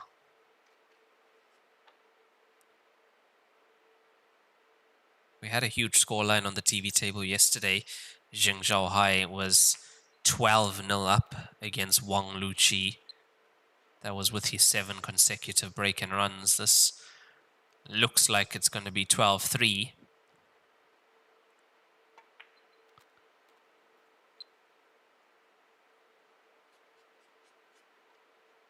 It is a race to 19. There is no time limit.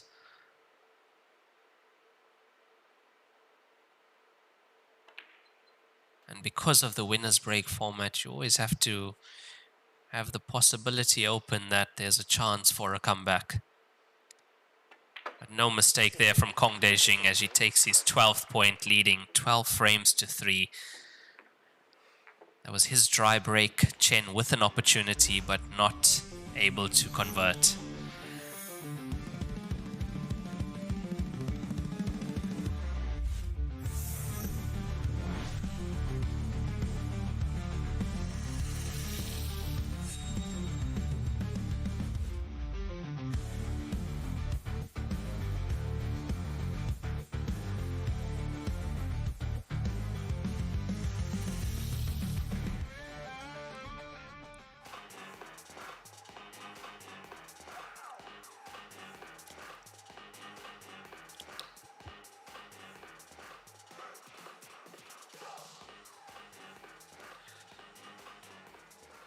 So that is 15 frames played at the moment. The score is 12-3 in this race to 19 final.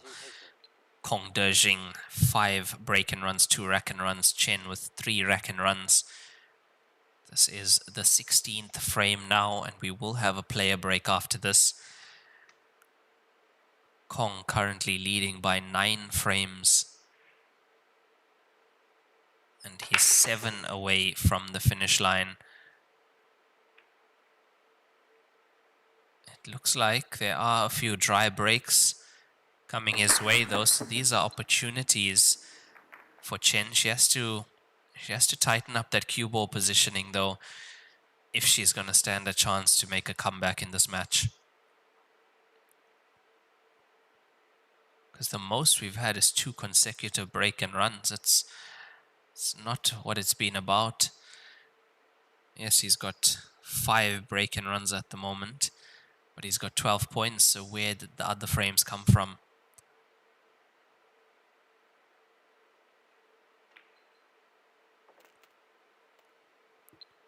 With only 2 rack and runs, that's off Chen's break. The rest have been frames where Chen had a chance and was not able to convert those opportunities.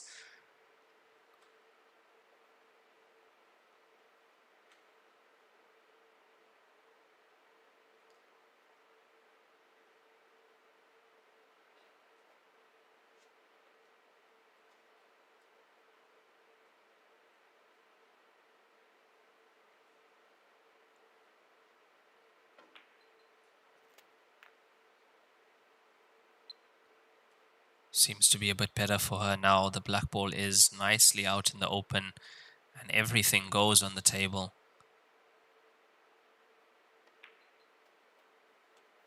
Yeah, it wasn't clean. She's played it fuller or thicker to hold the cue ball for the 10.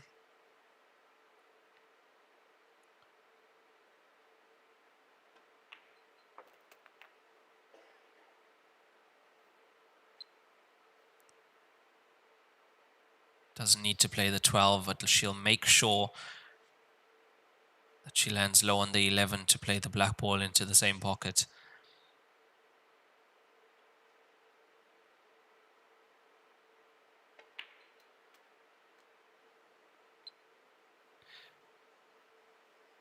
A slight pause tells me that she's not low on the 11, so she might have to run it through if she's not and play the black ball into the opposite center.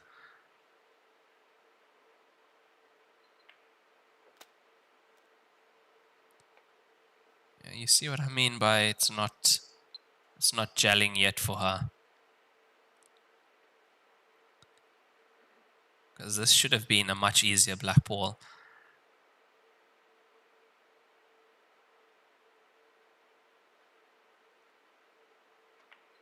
Looks good. It's there. She makes it. Rack and run for Chen Siming. That is a good 4th point for her. Chen Siming takes her 4th rack and run. She is 12-4 down after 16 frames played, and we will have a 10-minute player break. We'll be right back. Stay with us, guys.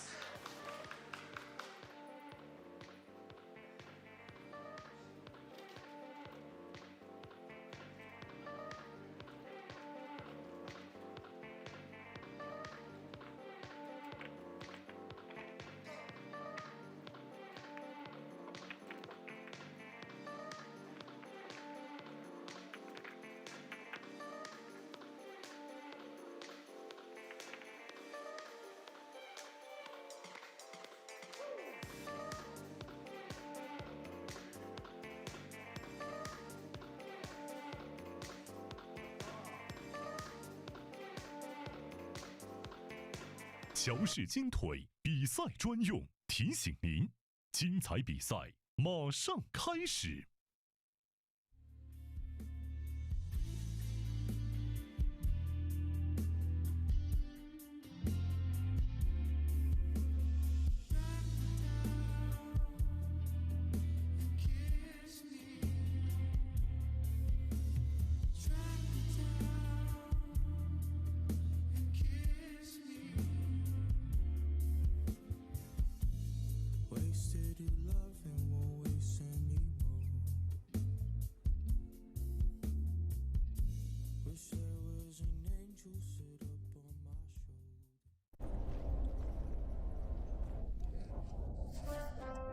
老孙啥功名不要，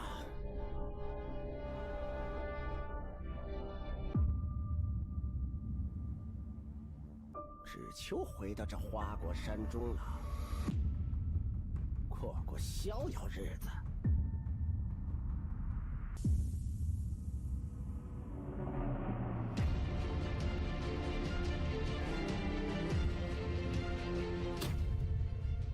天要求杆，换一切为可能。欧尚地毯突破核心科技，从智能车间到高品质球房，重新定义标准，为每一个台球梦想铺好第一步。铺好毯，打好球，不掉毛，零干扰。职业选手的第一选择。欧尚地毯，掉毛地毯终结者。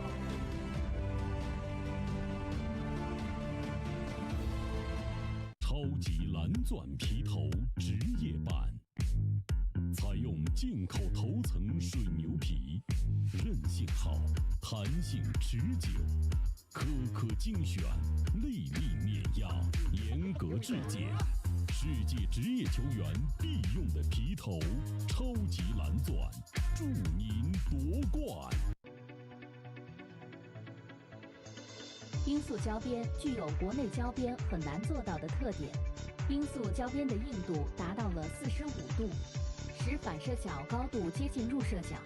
罂粟整条胶边误差小于20丝，因而各部位酷性一致。欢迎各品牌厂家使用罂粟胶边来提升台球桌的专业性能。好胶边罂粟皂，好胶边罂粟皂。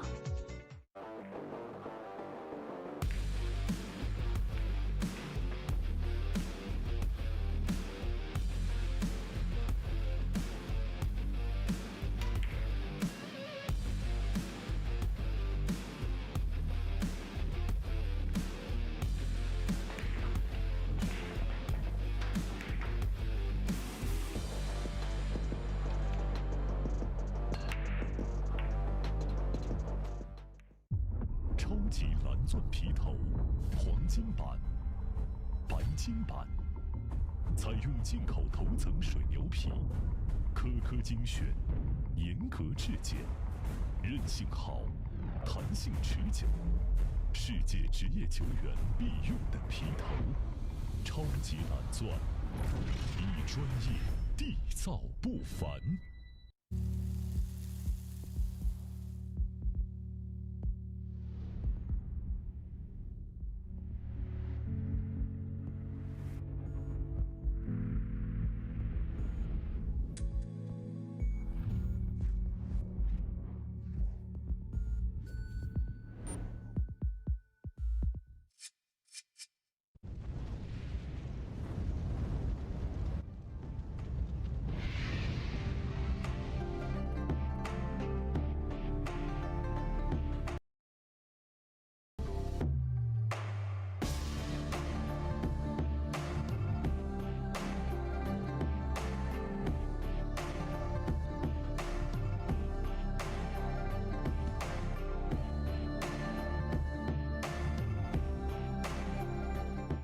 2025赛季中式八球大师赛收官之战，利百文台尼乔氏杯2025中式八球大师赛南宁站，全球顶尖选手着陆绿城南宁，甲级赛、超级赛近1000万奖金池，虚位以待。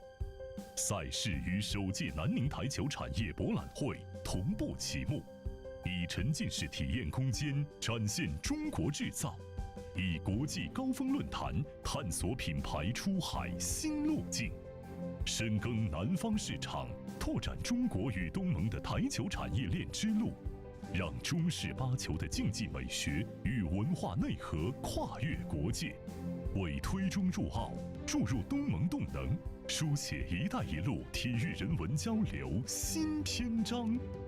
大师赛南宁站由198乔氏台球俱乐部倾情打造。198乔氏台球俱乐部以打造高品质台球文化生态为使命，打造集竞技娱乐、文化交流于一体的生态平台，引领行业生态革新。作为国内首批乔氏官方认证的全乔氏球房，198坚持以赛事为媒，以创新为意，见证中国台球产业的蓬勃力量与人文温度。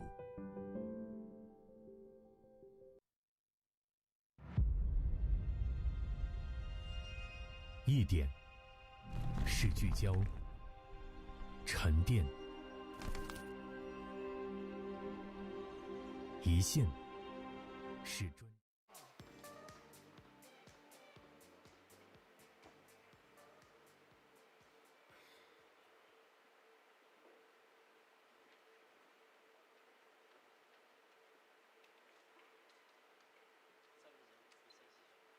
第17局，陈思敏开球。And we are back after that player break at 16 frames. The score is 12-4 to Kong Dejing in this final. It is a race to 19 frames. Chen won the previous frame. The 14 looks like it might be in the center. It is.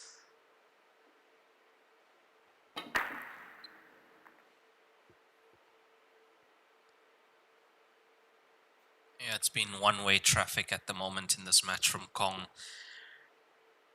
So far, 5 break-in runs, 2 rack-in runs. Chen with 4 rack-in runs, no break-in runs yet. This is a winner's break format, so there is always a chance to make a comeback. Currently 8 frames down. She was 4 frames down after 8 frames played. Score was 6-2. So Kong winning 6 of those next frames. She was only able to win 2. So he won the next mini session 6-2 as well. And that's how he's been able to pull such a lead.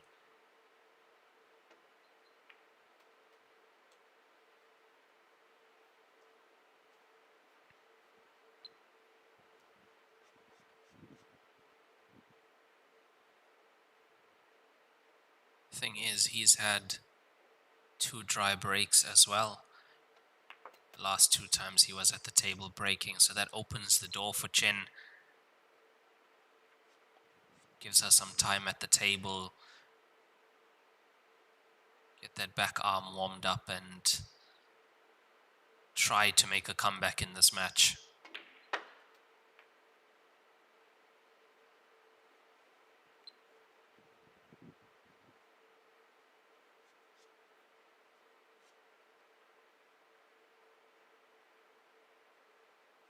We know what a dangerous player she can be as well when she's in form, when she's got the cue ball on a string like now.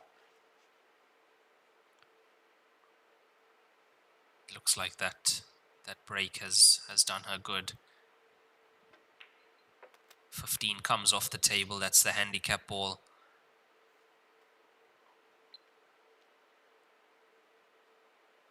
And that is 5th point for Chen Siming with a break and run, her first break and run of this match.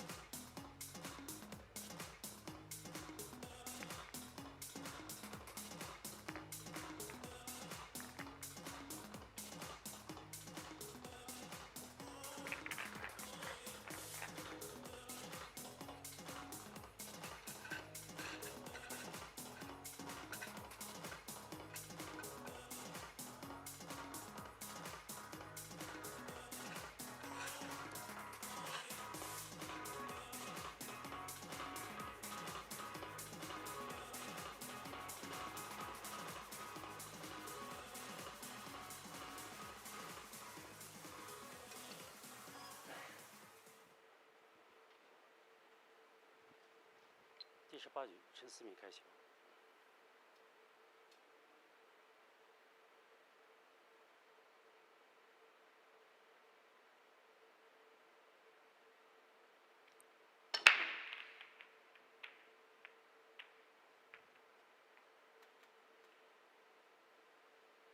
Four ball eventually makes its way in. Have a look at the 4 coming up table.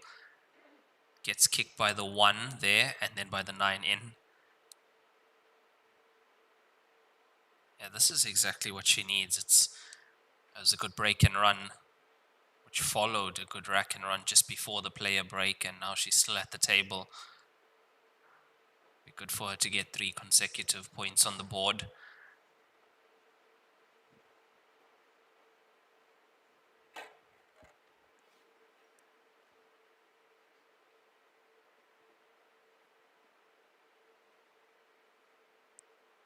With Kong being 12-5 up, he's not going to be too worried at the moment. But I would say that if he gets a chance and he's still breaking try, then there might be cause for concern. He's not going to be able to win this with just rack and runs.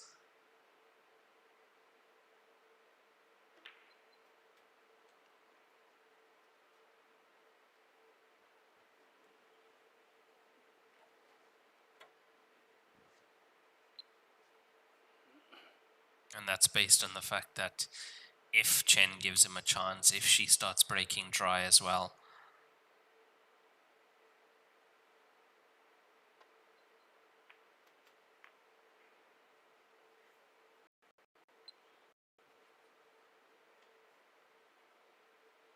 So just as easy as you can go ahead with the winner break format, it's just as easy for your opponent to make the comeback and get back into the match. Gives them the opportunity to do so. So it does work both ways.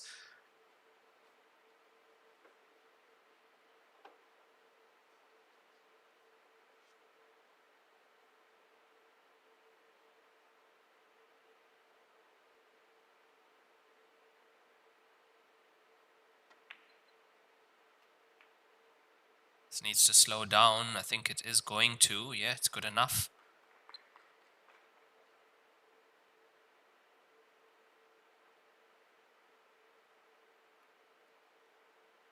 That 14 does go to the center pocket. That's the green stripe ball next to the black ball.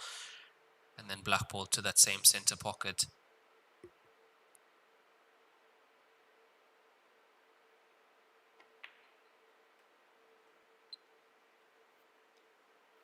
Just has to make sure of this 14 though. That is tougher than it looks from here. Have hardly any room for error passing the inside jaw. Then if you go too wide, the outside jaw awaits you as well.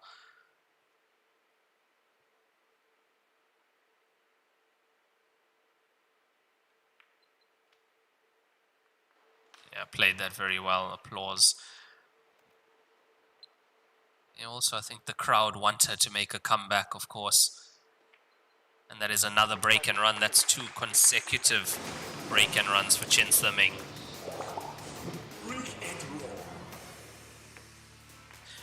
And just like that, from being 9 points behind, now she's just 6 points behind. 乔氏官方合作伙伴，冠军品质，成就梦想。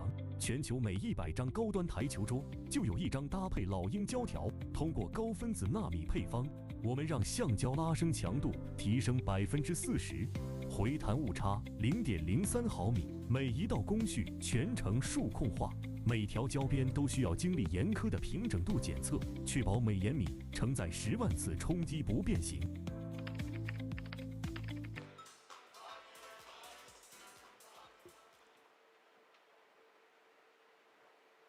19局，陈思敏开球。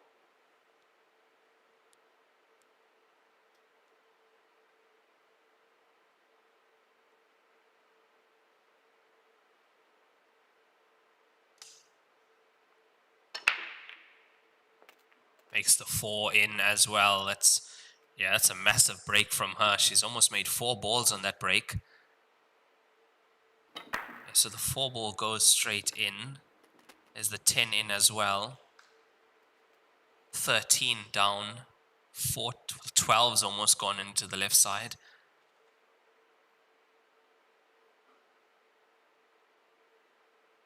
And at the moment, she's on 2 consecutive break and runs.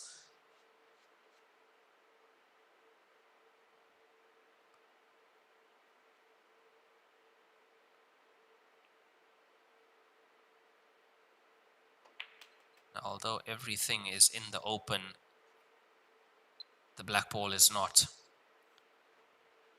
And that's why she's played to get slightly higher on the 2, use the 2 to open up the black ball.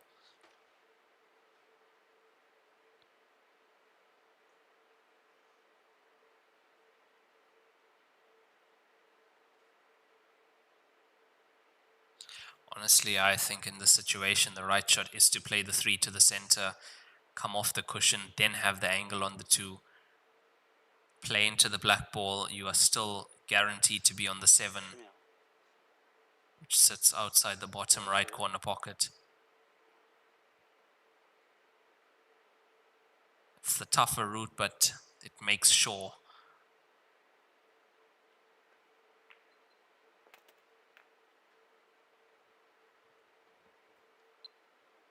Is it enough?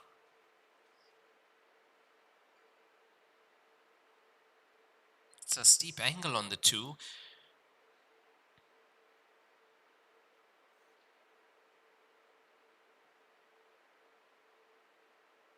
There's also another shot she could play. She could glance off the 14. He's stunning into the 14. Let's say quarter ball, you glance off, you're going into the black ball as well. That's not the route she's choosing now. Does she want to get better on the 2?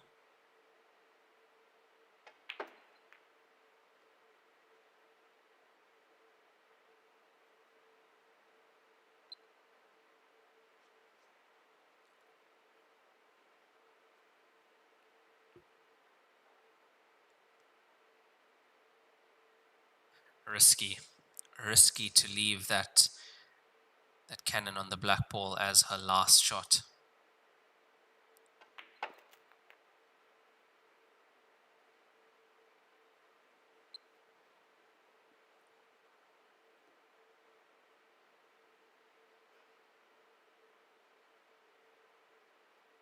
She's almost straight on this. She's been looking at the bank on the black ball. That's what it might come down to. That's not enough. I don't think that's enough. It's going to be tough to avoid the double kiss.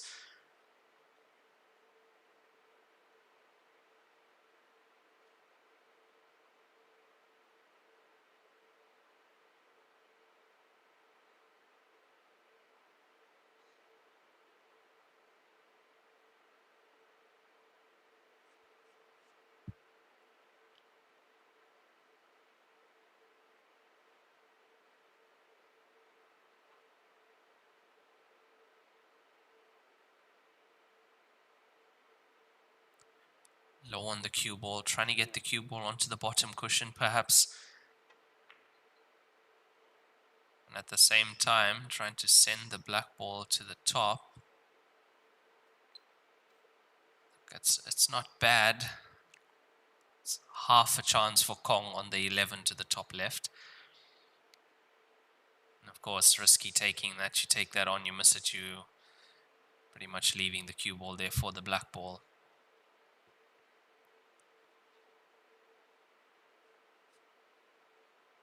The only safety I see is if he clips the 14. Cue ball needs to get tucked up behind the 12 outside the center pocket.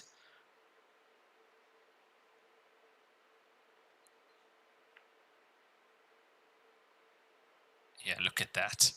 Oh my word, what a shot that is.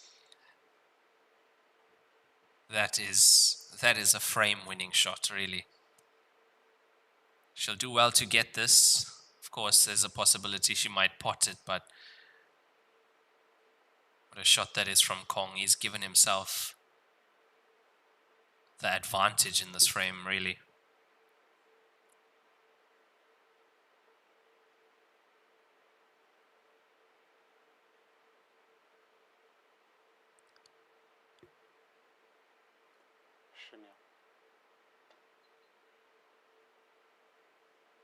It's gonna get there. It's gonna get there. It's a good hit, legal shot. It's not a bad leave either. She hasn't left a direct pot to the center pocket. 12 is in the way of the 15. He's got the long 14 down.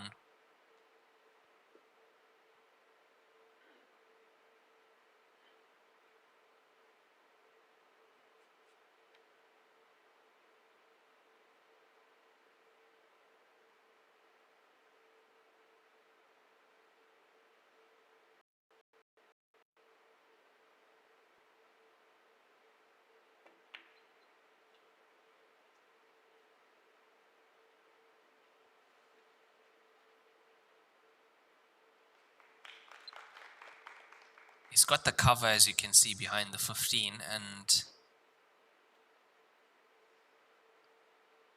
what that does mean that if she makes contact with the black ball, she will open the 9 for him.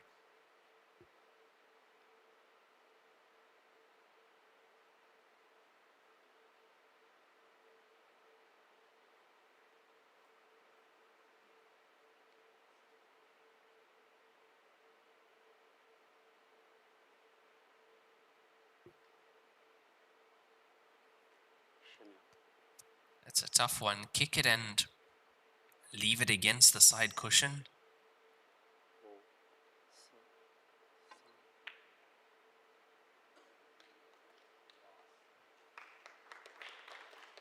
It's not the worst result. You could see if the 14 wasn't there, there was a possibility to actually pot that black ball into the bottom, but he's just going to park the cue ball behind that 9.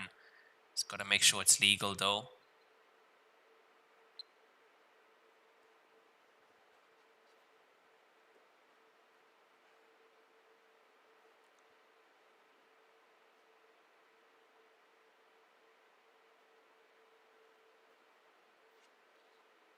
So now in this scenario, if she gives away ball in hand, it's going to cost her. Even if she makes contact with the black ball, it's very high possibility she leaves something on for Kong. It's not there this time. And remember, this started with that half a chance he had where he put the cue ball behind the 12. That's where he gained the advantage in this frame.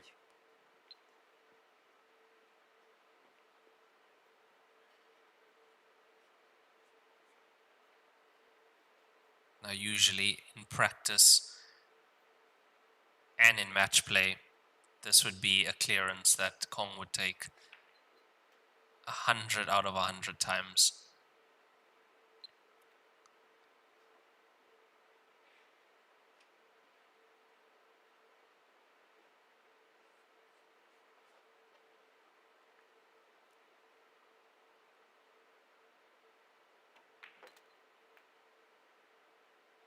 I can't see him making a mistake from here in this frame.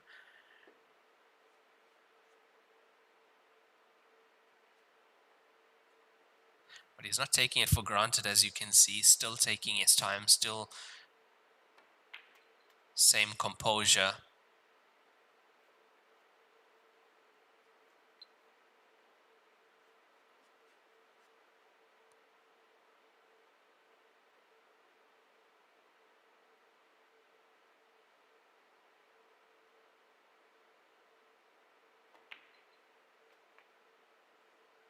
Of 2 cushions coming into the angle of the 14.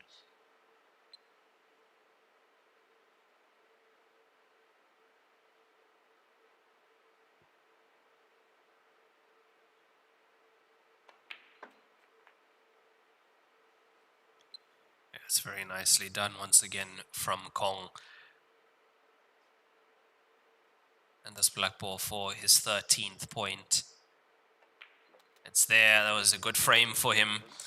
Well played tactically for him to get that frame. He gets his 13th point on the board, leading Chen 13 frames to 6. And what he's done there is he stopped that momentum that she had. She had won 3 frames on the spin. So the main thing he had to do is stop the momentum. And there you see she was on 2 break-in runs on those 2 consecutive break-in runs as well. It was looking dangerous for a second there. Extends the lead once again to 7 frames. The max lead he had though was 9 frames.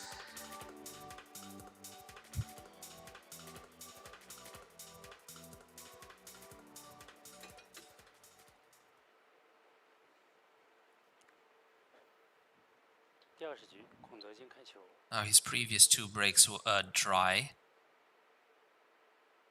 You see he's just come around to have a look at the pack as well. What he's looking for is that the top 3 balls are touching and the rest of the balls are as close to each other as they possibly can be.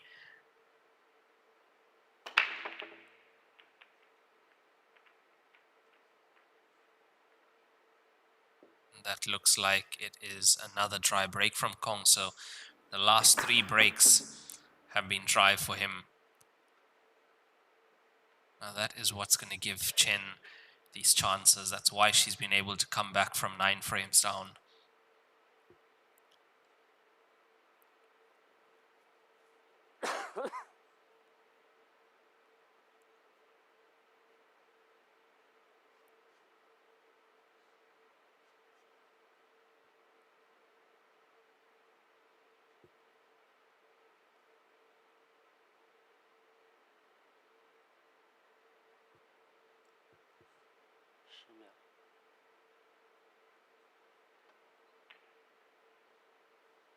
It was not an easy one to the center pocket, not from where the cue ball was.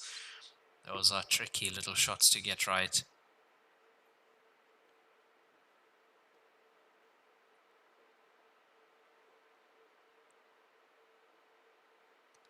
She hasn't left much on, however. I mean, there's 2 stripes available, but look at the condition of stripes on the table. You've got a lot of work to do. Right by where the cue ball is currently, 3 stripes tied up.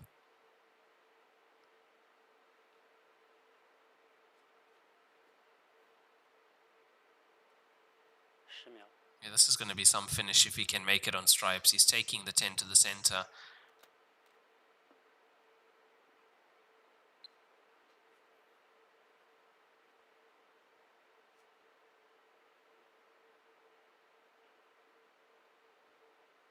Looking at banking the 11, that would be able to open up some things for him. Because you take away the 11, the 14 does go. It's just a matter of removing the 15 then.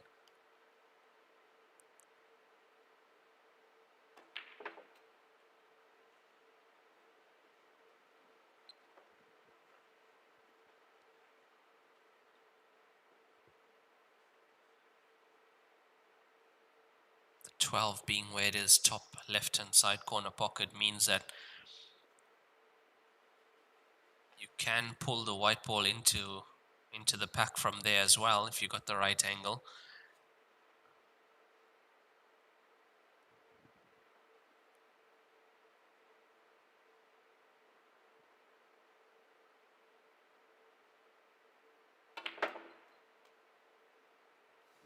He's tried to go into it from the 9. Would love to see a replay of that.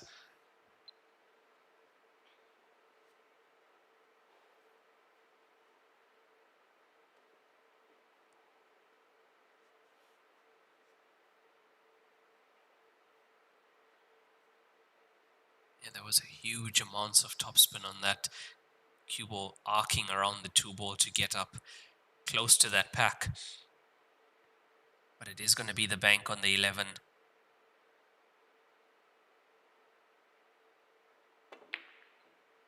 It's not there.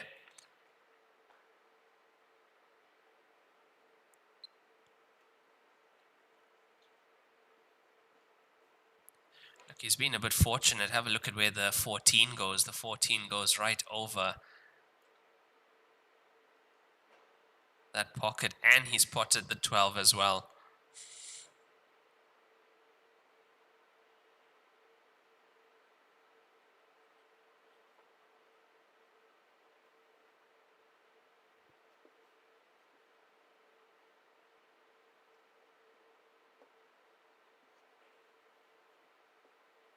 秒。延时。 Yeah, from the camera angle we had on the previous shot, it showed him making the bank. It didn't show the 12 going in. And he saw that after.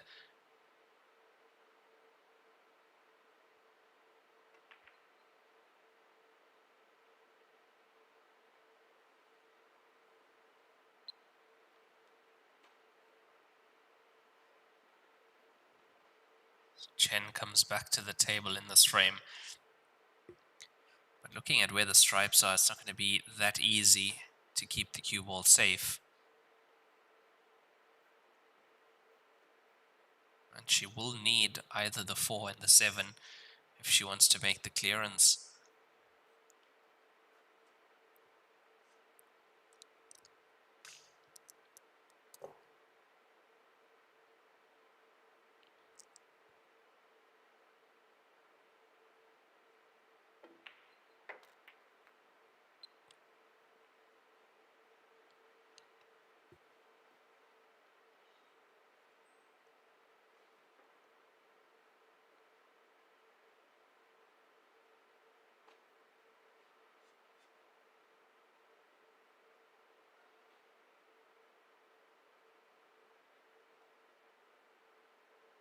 Has the angle on this one to actually go into the 4 from here. If the 4 runs enough, the 7 is going to be available to the center. It is.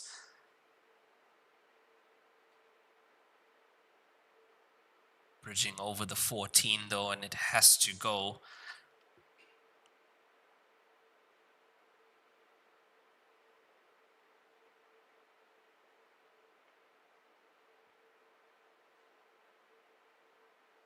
And if she is taking that 7 on, she has to fully commit to it. Rather than thinking of safety as well, you have to give that everything. As you can see, look at where she has to bridge from, off the pocket itself. Cueing down on the cue ball.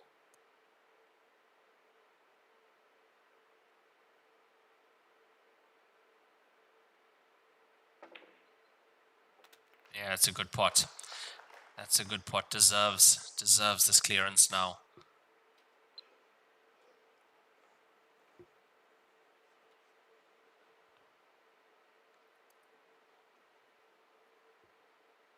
Yeah, there was no real chance at getting safe from there, as you can see.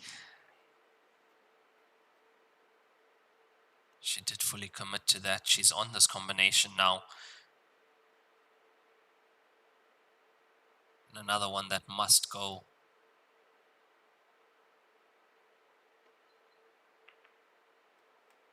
Does the cue ball though? Look at where the cue ball is. It is tight up against the 6. Might even be a touching ball. Referee hasn't said anything, which means it's not.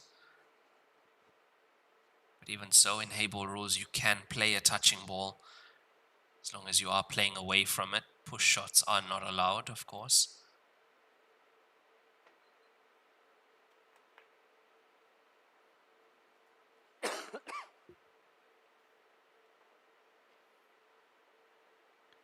She's not been fortunate with that cue ball. Does the 2 pass the black ball into the center pocket? We'll have to get another camera angle to see if it does.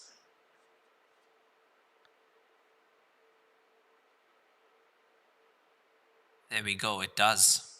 We are right behind the 2 ball. It goes into the center.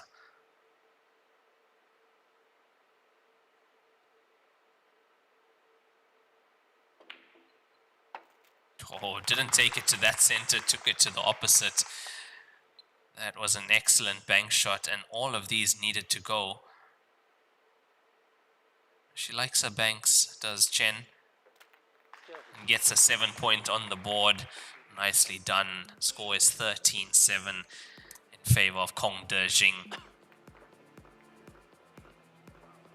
Yeah, looking at the 2 before, the 2 could go, but it was very tight going past the black ball. Also, chance of making position wasn't the greatest, which is why she chose to take the bank on.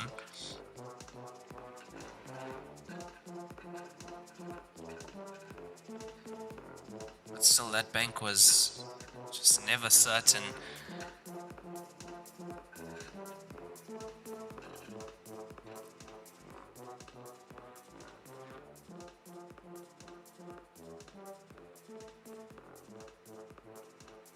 So reduces the gap back to 6 frames. Now the score is 13-7. In this final, it is a race to 19 winner break format.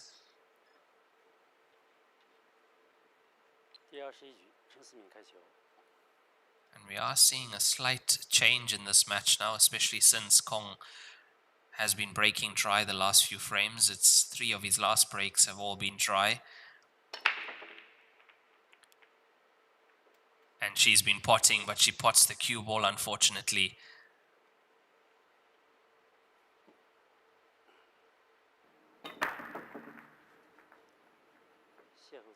Yeah, and look at that break. She potted the 9. If she doesn't pot the cue ball, the 7 goes in as well. What a chance that was for her. A cue ball potted on the break means ball in hand behind the balk line. Kong Dejing has to play out of balk down table. You can't play any of the balls that are within the balk area, where actually most of them are. There's 7 balls sitting in that balk area and just 6 balls on the rest of the table.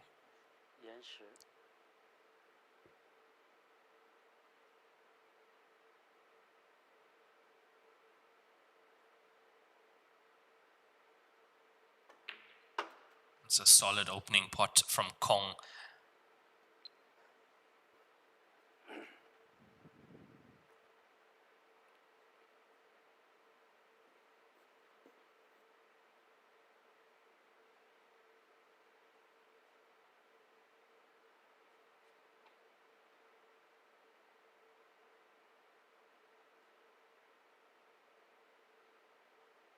Rest of his stripes, except for the 11, are within that balk area,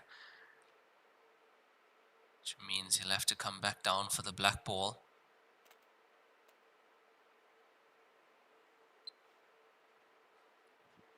$15 does go past the 1.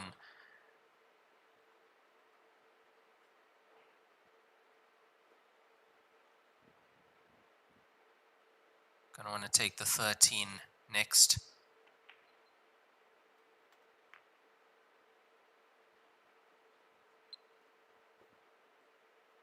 He's opted to take 10, then 13, then 15. There's the 15. As you can see, it just goes by the 1 ball.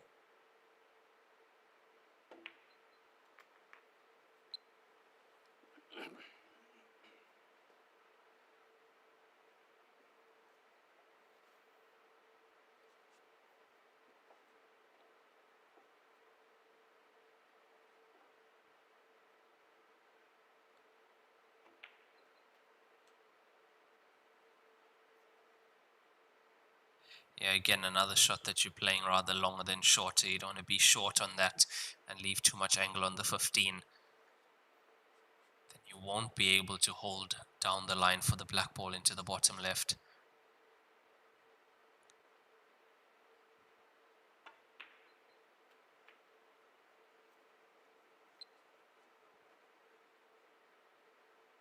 This is a slight tester.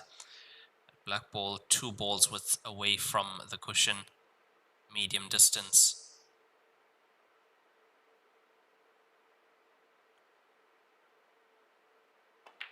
And he passes the test, of course. That is the 14th point for Kong Dejing with a rack and run, and that is off Chen Suming's dry break.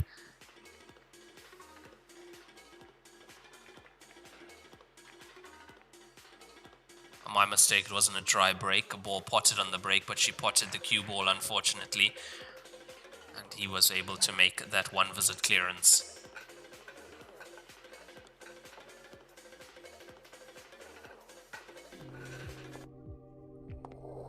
我在给胜利者沙发拍广告，他们要求我这样，这样，这样，但我却想这样。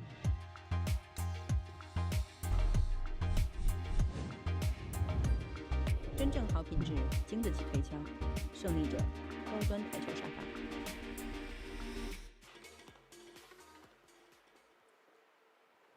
第二十二局，孔德金开球。Kong Dejing currently 14-7 up. He's got 5 break-in runs, 3 rack-in runs. Chen with 2 break-in runs and 4 rack-in runs now.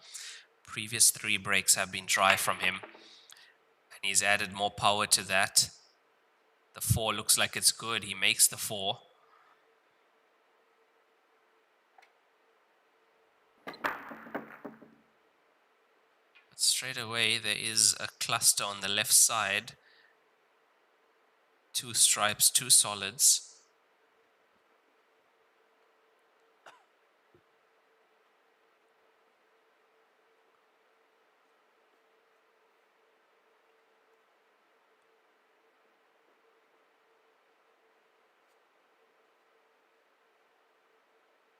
Yeah, I think these last few points are not going to come that easy for him, especially since he's been struggling a bit with the break.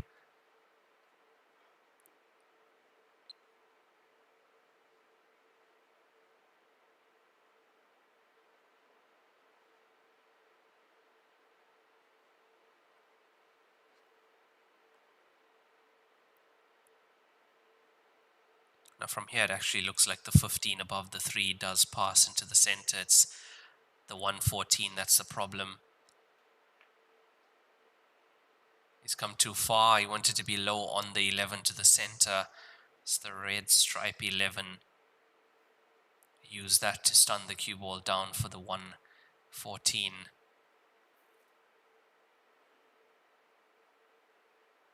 He's going to have to reroute now.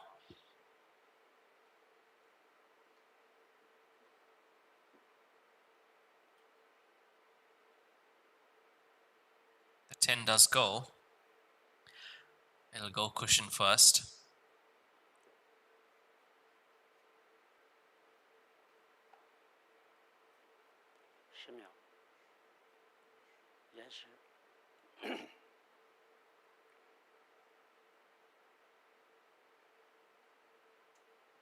He's actually, looks like he can get past the 5 for the potting angle. Doesn't even need to go cushion first.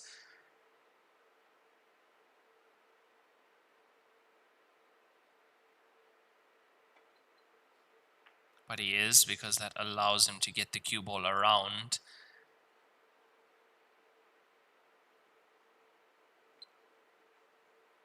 Bank on the 15 would open up the pack.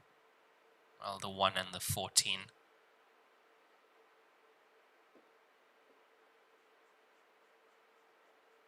Yeah, there you see it. The cross bank on the 15 would open it up. But risky. Very risky, because you're opening that up with the bank. It means that solids will be looking very good for Chen as well.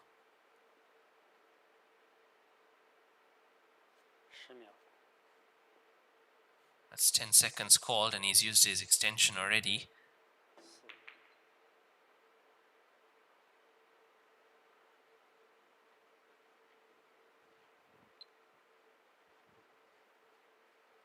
Managed to free the 14 using the 12 ball, and has not left anything really for Chen on the table. It's a clever shot to not move the 3 and the 1 at the same time.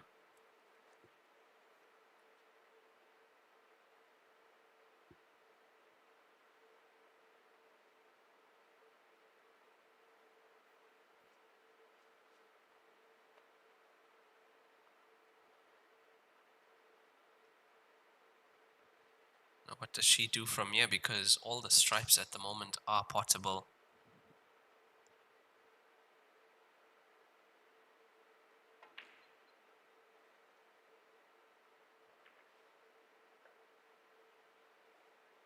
It's a clever shot as well. She's tried to cluster things up on that left side.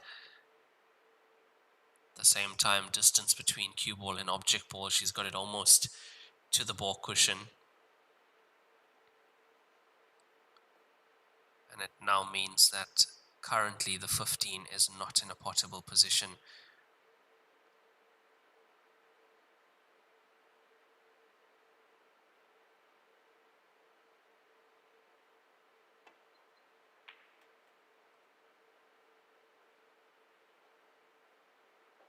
But look at the angle. Look at the angle that he has on the 12.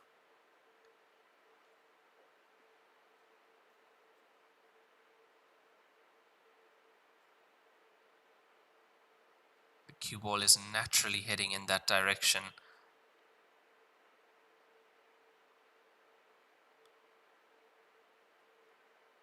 If he can get into the cue ball enough, he'd love to even avoid the 1 and the 3, go straight into the 15. Didn't manage to do that, got straight into the 1. And it is going to come down to a bank on that 15, that's the only way.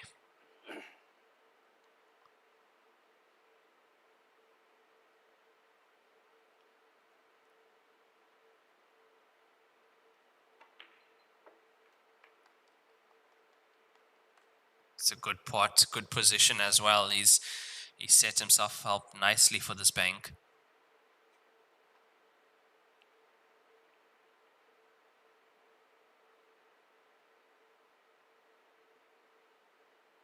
It's almost guaranteed to be on the black ball to that same pocket.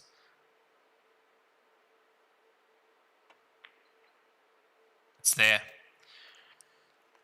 Yeah, a bit of pressure on that one. Chen would have been coming to an open table if it didn't go in.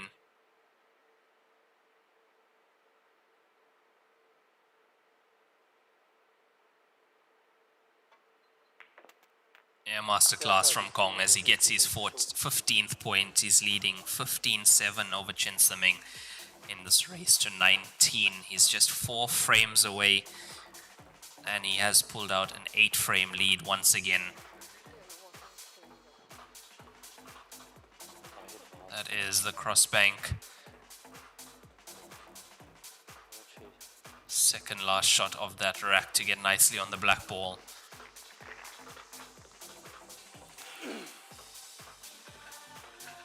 Multiple visit frame, both players had come to the table. Chen had an opportunity, but the cue ball was just not safe enough.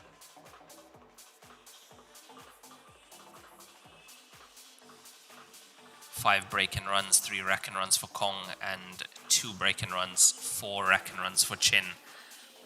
Those 4 rack and runs have been coming after a few dry breaks from Kong.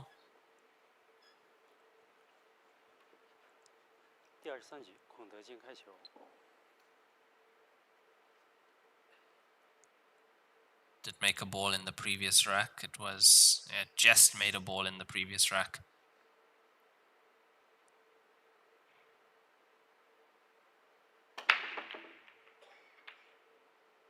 It's always missing the center pocket though. It's just missing the center pocket. As you see, have a look at, it was the 15 close to the center pocket, 13 at the corner.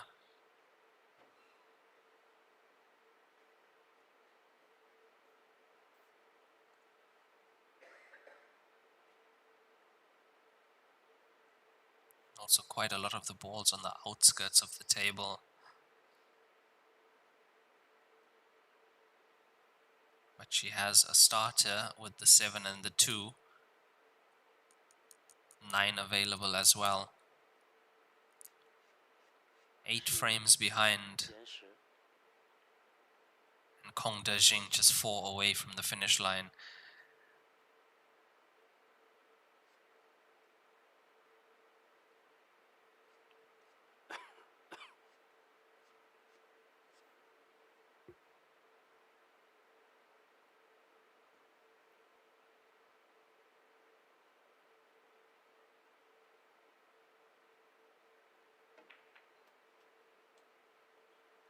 Starting off with the combination. Push the 10 to the left side cushion, she'll take that. Does make things more difficult if Kong does come to the table.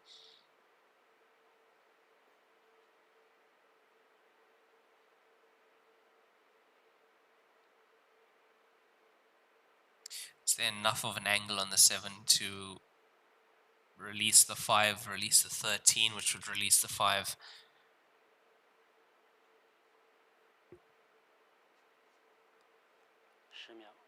Because at the moment it's the 5 and the 6 that don't look like they are potable.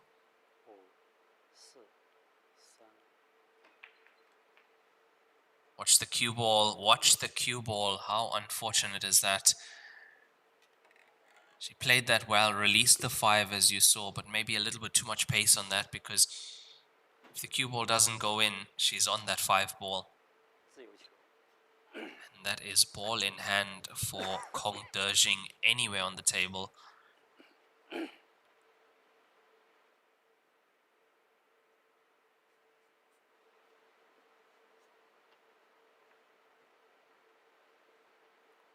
From what I can see, they all go. It's the 10 that was pushed safe. Oh, he's missed with ball in hand. He's missed with ball in hand. That is something you will not see often. But at the same time was trying to release the 10. I'm sure many players who are watching this and have missed with ball in hand are feeling a little bit better about themselves, knowing that they saw Kong Dejing missing with ball in hand.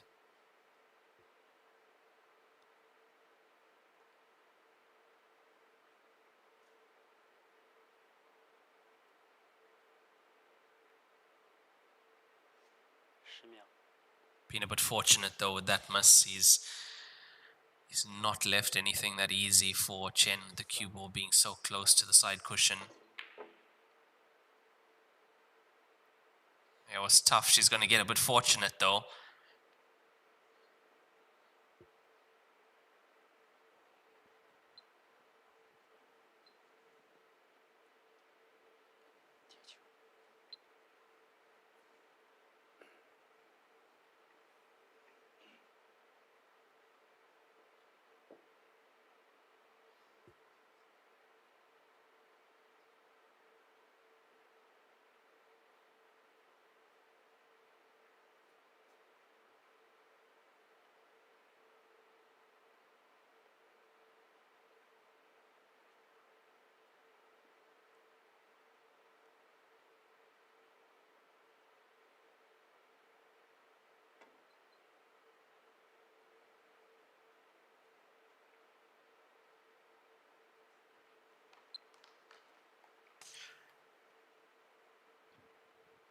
He's gotten out of that one well.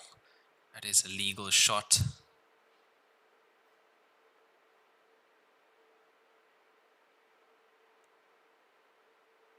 She got a bit fortunate with the previous shot, missed the 1, which was not an easy one, left the cue ball tight behind the black ball. He's had to go cushion first indirectly towards the 9.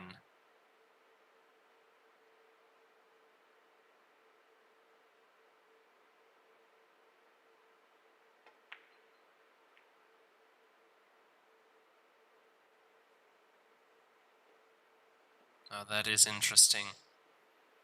That cue ball has not gone far enough. It was supposed to be sitting on the bottom cushion. This 11 looks like it does go to the left side pocket.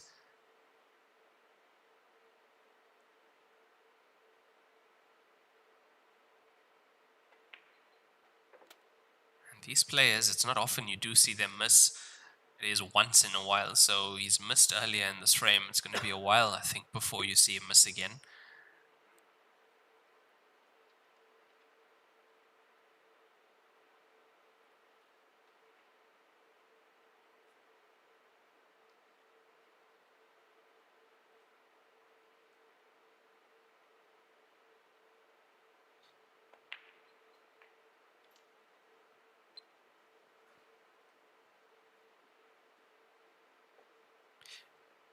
I thought he would have liked to come out a bit more if to have the 9 available. It doesn't look like he has. He might have to play the combination 12 onto 9.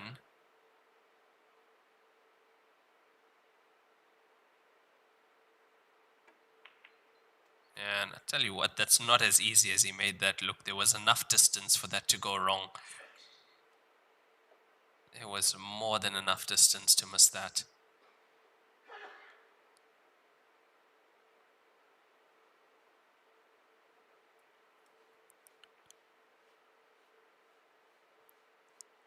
Just one of those players, when he's at the table, it doesn't feel like he's going to miss a ball. You just get the feeling that he's going to be making the finishes. That's how consistent it is. It's actually quite shocking when he doesn't, or when he does miss a ball.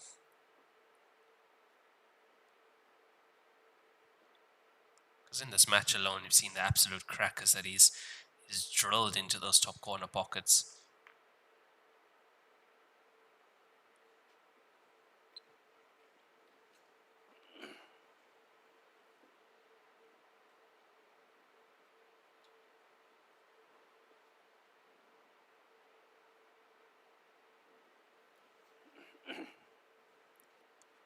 Now the 14 and the 15 do pot without any interference.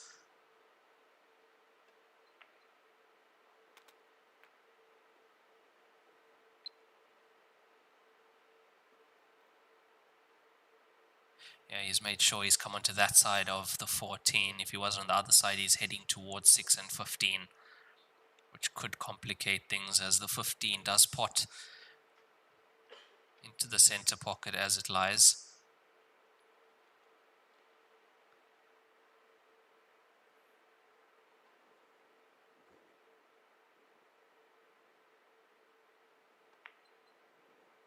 The referee was checking if he touches the 5. You can see the referees are always on the ball here.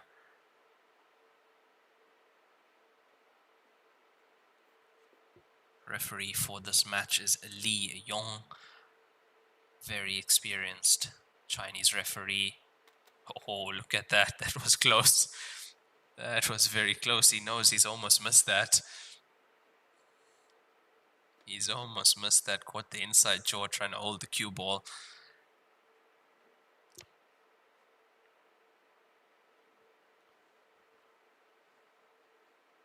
And remember, this clearance is off a loose safety shot from Chen.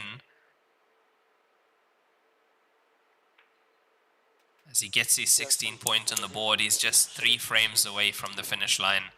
Is Kong Dejing leading 16-7 at the moment.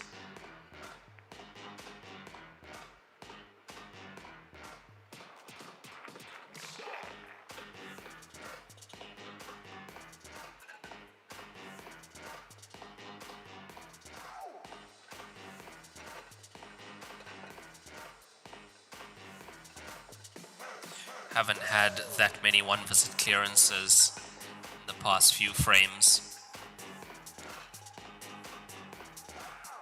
But that was a dry break from Kong Dejing in the previous frame, and Chen not able to make the most of that.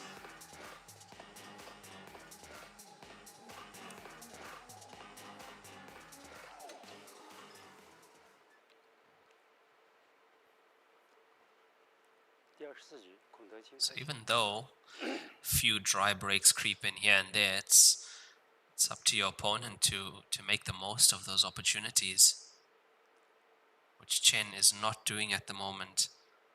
Not at all. More power this time. He's adding more and more power trying to make a ball, but it's not working.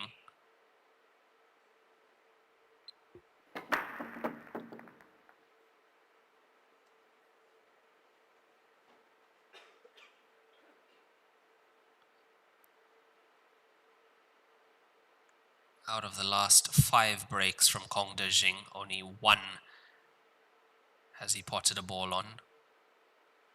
That is not a good statistic. So with that, he's lucky that he's this far ahead. Because if the scoreline was closer and that starts to happen, tables can turn very quickly.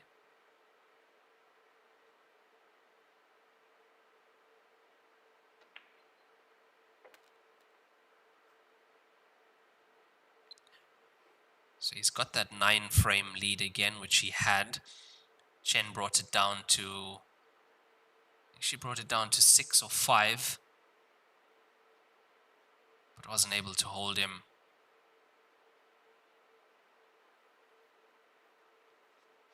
It's just a very tough player to play against, is Kong Dejing. He's able to pot from anywhere, makes great positional play. Has a great demeanor at the table. Good temperament. Rare to see him lose his cool during a match.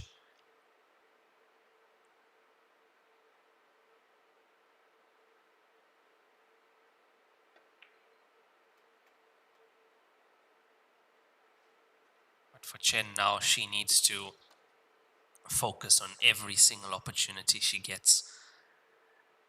They aren't coming that often. So even if it is just a dry break, that needs to be a frame for her. It needs to be a rack and run, one visit clearance. She needs to keep Kong in that seat.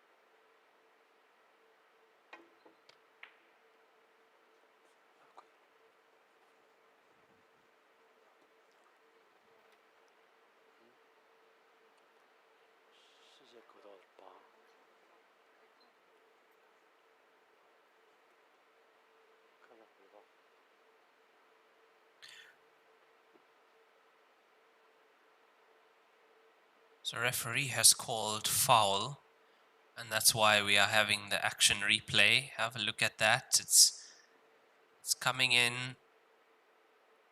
Yeah, it's a good call. What a call that is from the referee, Li Yong. To see that in real time, that is an unbelievable call from him.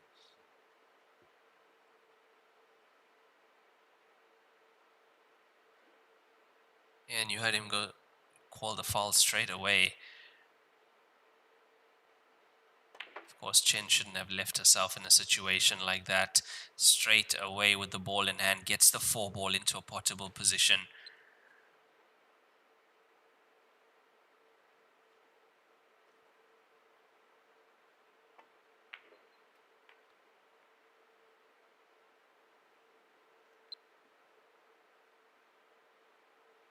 This is the 24th frame in play at the moment, which will mean that we will have another player break after this.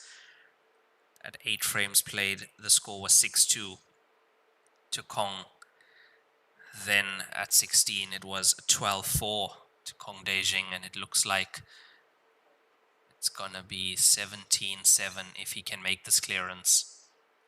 We did have some stats after the second break, 77% potting a ball on the break from Kong and 66 for Chen. I'm sure that's changed now with his dry breaks.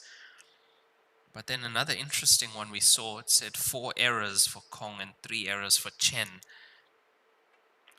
Now I don't agree with that. So I'm sure errors would mean missed pots or bad positional shots, and that has not been, can't say that Kong has had more errors.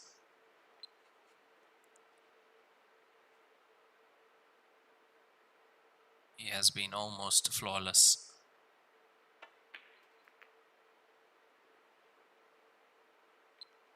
Case in point,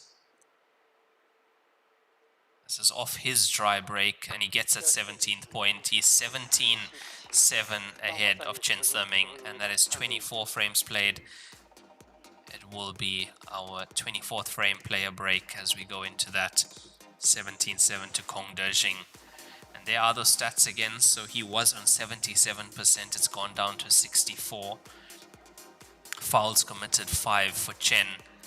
And there's those errors. 5 for Dejing, 6 for Chen. I'm sure that number would be a lot higher if it was missed balls. Chen side at least, or positional play errors. It's interesting to know exactly what they are talking about, but we will have that 5 to 10 minute player break now. Be back shortly. 提醒您，精彩比赛马上开始。一线赛事指定台名：丁俊晖、奥沙利文、郑宇博、楚秉杰等国内外一线球星代言。立百文台泥，高档羊毛皂。一点是聚焦、沉淀；一线是专注、艺术；一面是缜密、智慧。方寸间雕刻，毫厘间镶嵌。成木质之美，雕琢洞天；与腾龙之势，巧思匠心。以点线面，以小线大，步步为营，丝丝入扣。毫厘间不失方寸，握度间尽长天地。龙晕而起，潮流之势，包罗万象。读之珠，匠心之作。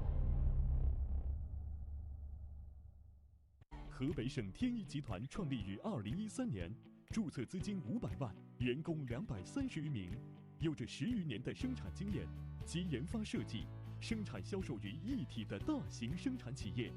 优秀的员工、先进的技术、精良的设备，严格的管理使公司得以不断的发展壮大。精确、可靠、专业是我们生产的精神和服务信念。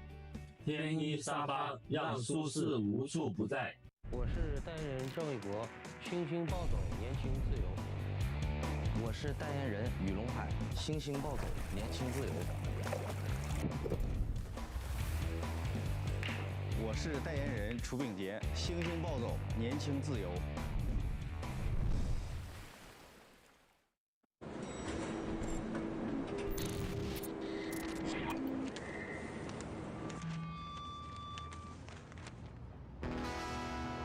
I was born in Louisiana. My mama told my papa, our little boy has got the blues.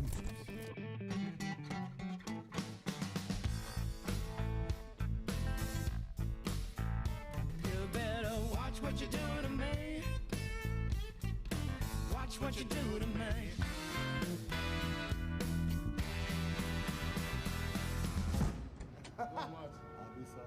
That's for no question. 冠军500万乔氏大师赛官方供应商，正红胶边均匀回弹，铸就一流打感，持续助力中式台球职业化联赛，制造好球桌，胶边选正红。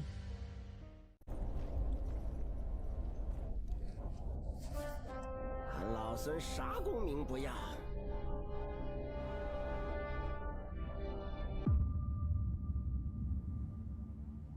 只求回到这花果山中了，过逍遥日子。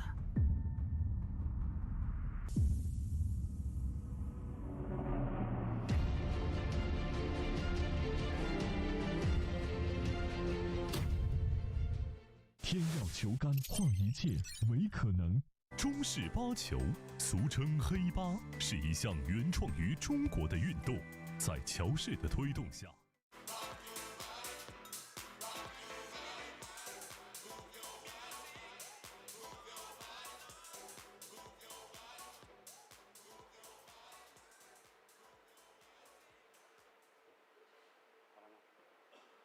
暂停结束，比赛继续，第25局，孔德金开球。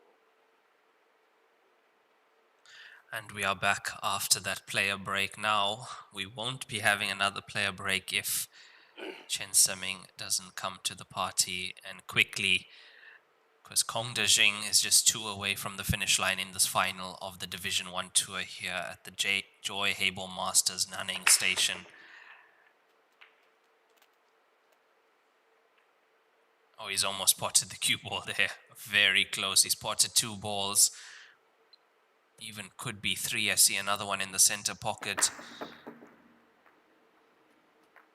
Yeah, that's 3 balls spotted on that break. Almost the cue ball as well into the top right corner pocket. And it has been a Kong Dejing show so far. He's 17-7 up. He's got a 10-frame lead over Chen Semming. And he is just 2 points away from claiming yet another station championship.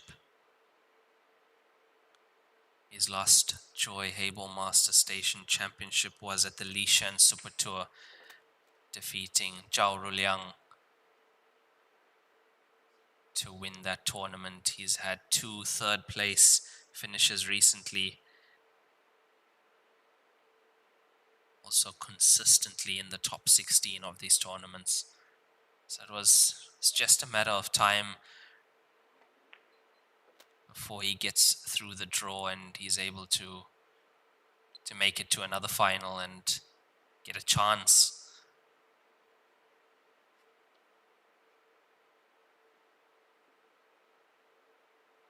I would say in his previous match in the semi-final, he defeated one of the most consistent players recently, and that is Zheng Zhaohai. We had him on the TV table twice last night. If you guys were watching, 7 consecutive break and runs. Went 12-0 up on his opponent. Kong Dejing defeated him today in the semis, 17-13. But he comes back from the break with another break and run. He is on the hill, 18-7 up on Chen Semming. He is just 1 away now. Championship point for Kong Dejing, and he will be breaking as well. He's got 6 break and runs, 3 rack and runs. Chen Semming with 2 break and runs and 4 rack and runs. Both of them having 2 consecutive break and runs. So the record in this tournament is Zheng Zhaohai with 7 consecutive break and runs. If you missed that stream, it was on last night. You can catch that on our YouTube page, WHT World Heyball Tour, or on our Facebook page as well, Joy World Heyball Tour Live.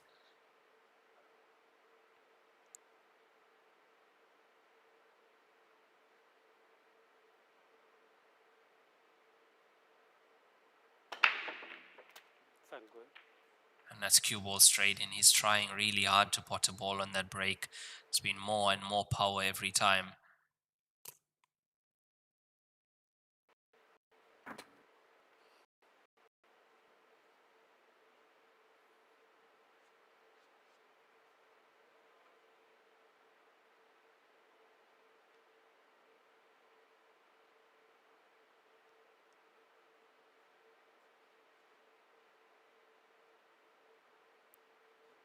Ball in hand behind the balk line for Chen. Stripe secured. What's going through your mind as a player? 11 frames down in a final. Your opponent on the hill.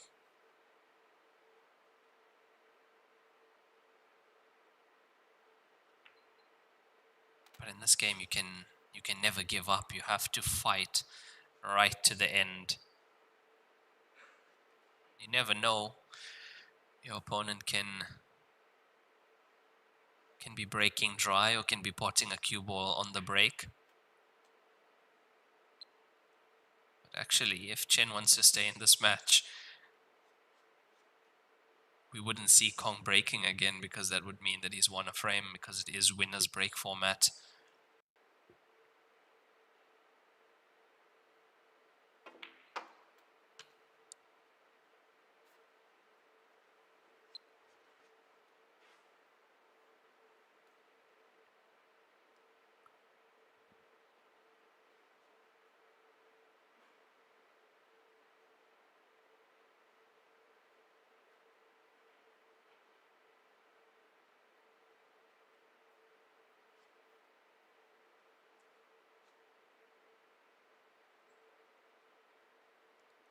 medium distance 10. This is a bit of a tester. If she gets this, she should be on the 15.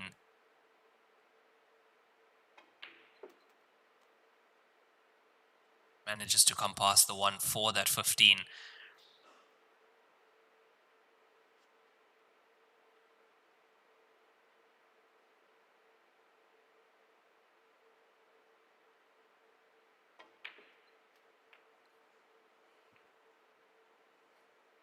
Looks to be just far enough. The 11 ball comes off the table.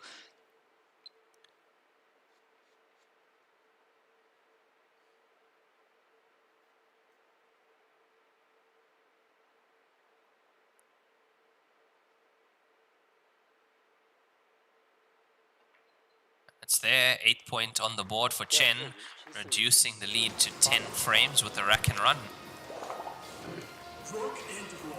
That is her 5th rack and run. She's got 5 rack and runs, 2 break and runs. But with Kong Dejing being on the hill, it means that she can't afford a single mistake right now. That's where we are in this match.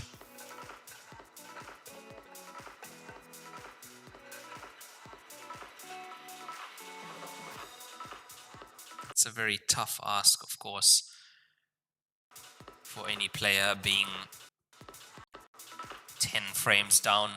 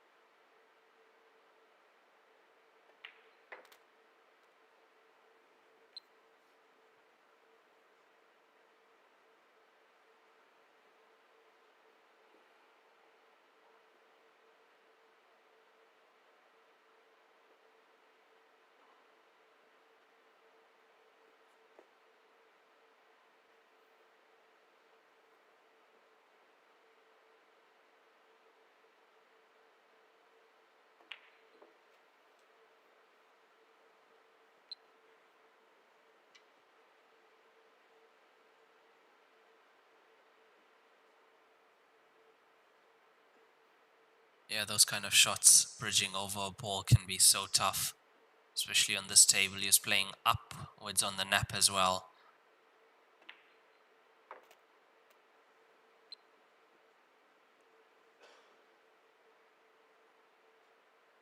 And that break might have been Chen Siming's last shot at the table. That is the trophy for the champion.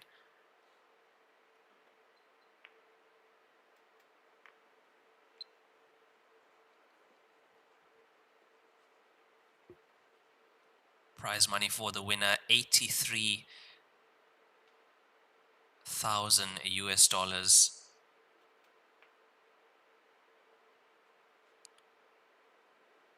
And it does look like that is going to be going the way of Kong. He's one pot away. And it's there. Kong Dejing is your Nanning Station Division 1 Tour champion with a scoreline of 19-8 over Chen. 11 frame lead. What a performance from Kong. Absolutely solid as always. Watched him throughout this tournament. We've had him on the TV table earlier as well.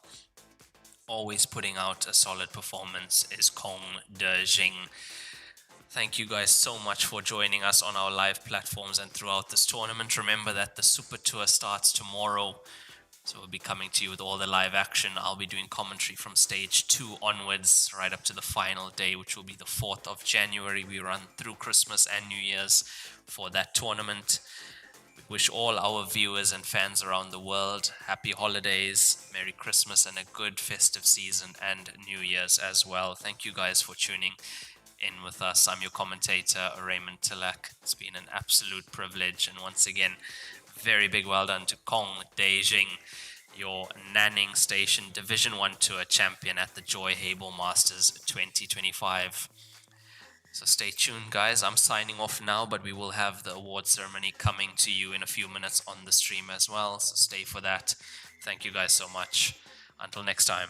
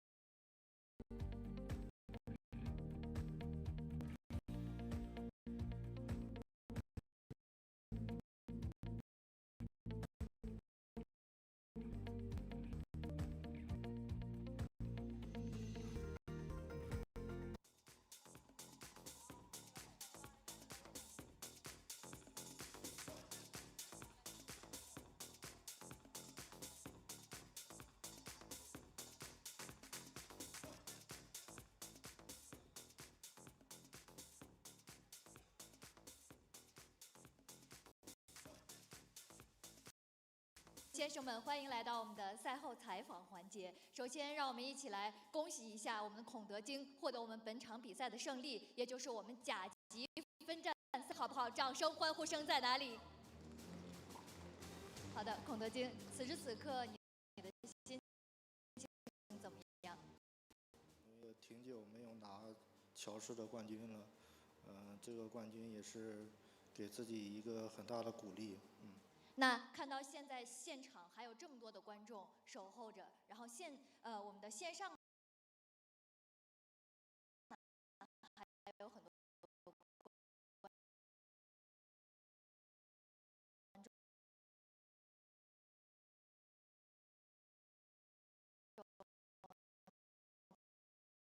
在观看我们的比赛，对。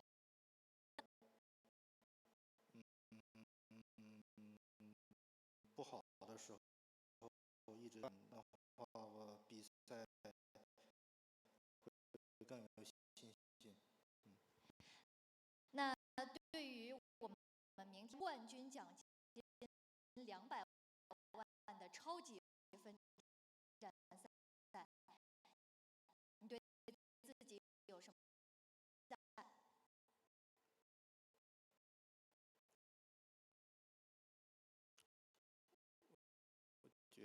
觉得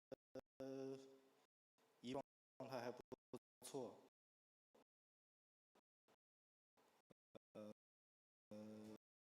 灌了，但是地利人和，打到。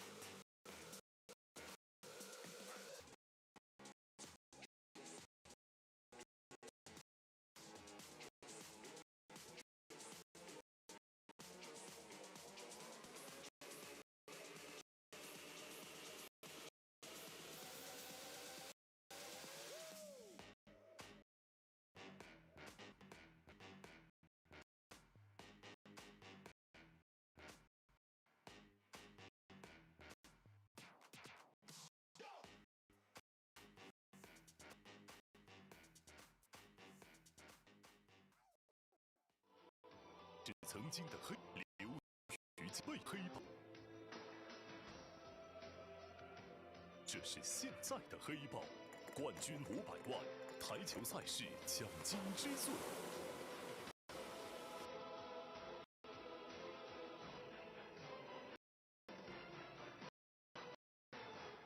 在九家上亿爱，老少皆宜，全球风靡。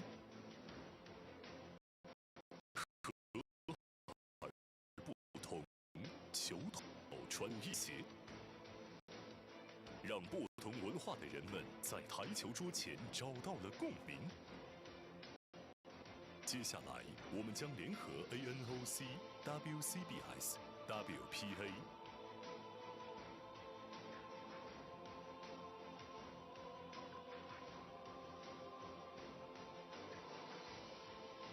在全球举办9大世界性赛事，推动黑豹进入2032年布里斯班奥运会，结束奥运会没有台球比赛项目的历史。触摸黑豹，爱上黑豹，在碰撞中拥抱欢乐，用热爱和执着创造台球运动无限未来。黑豹开创台球新纪元。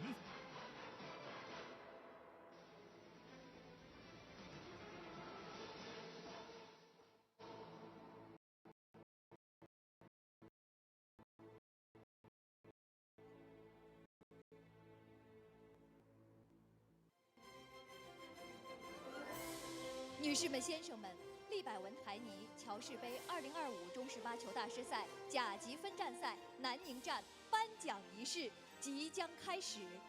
在仪式开始之前，我们要颁发的是优秀裁判奖项。中式8球大师赛的舞台汇聚了力量的碰撞与智慧的博弈，选手们在光影交错间挥洒激情，诠释着精湛球技的无限可能。而在这精彩赛事的背后，裁判员们以冷静的目光与严谨的判罚，默默守护着赛场的秩序与尊严。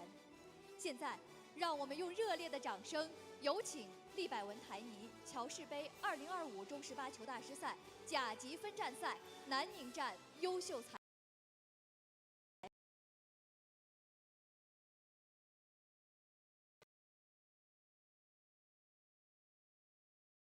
判田颖张，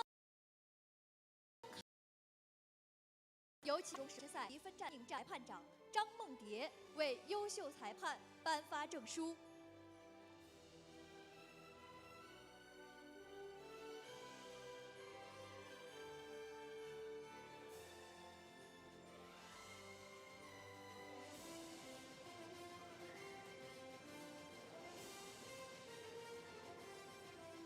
请获奖裁判与副裁判长合影留念。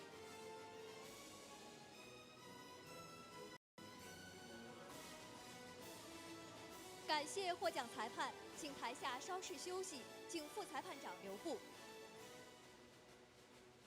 下面，请副裁判长张梦蝶为利百杯2025中式8球大师赛甲级分南宁站续青和继青台王系利百文台泥乔氏2025中式8球大师甲级1型99，有选手计完台球青台2495次，其中来自中国的选手孔德京，个人完成开球青台57次，获得本次比赛开球青台王奖。来自中国的郑肖怀连续开球青台7次，获得本次比赛连续青台奖。恭喜以上选手获奖，成绩公布完毕，谢谢大家。感谢副裁判长，请台下稍事休息。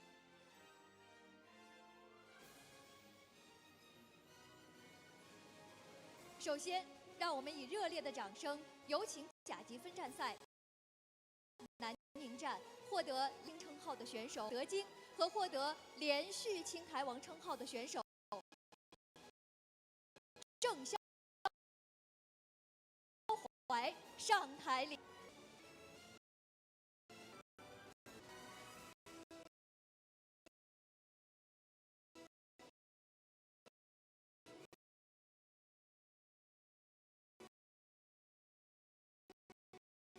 接下来有请台球运动赛事主管乔先生为奖和青台王颁发证书。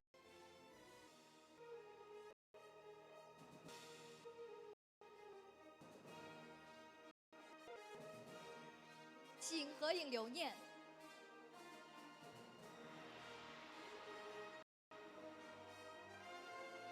祝贺运动员，感谢颁奖嘉宾，请3位台下稍事休息。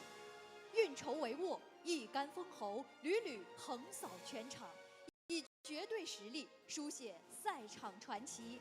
让我们向青台王致以最热烈的掌声。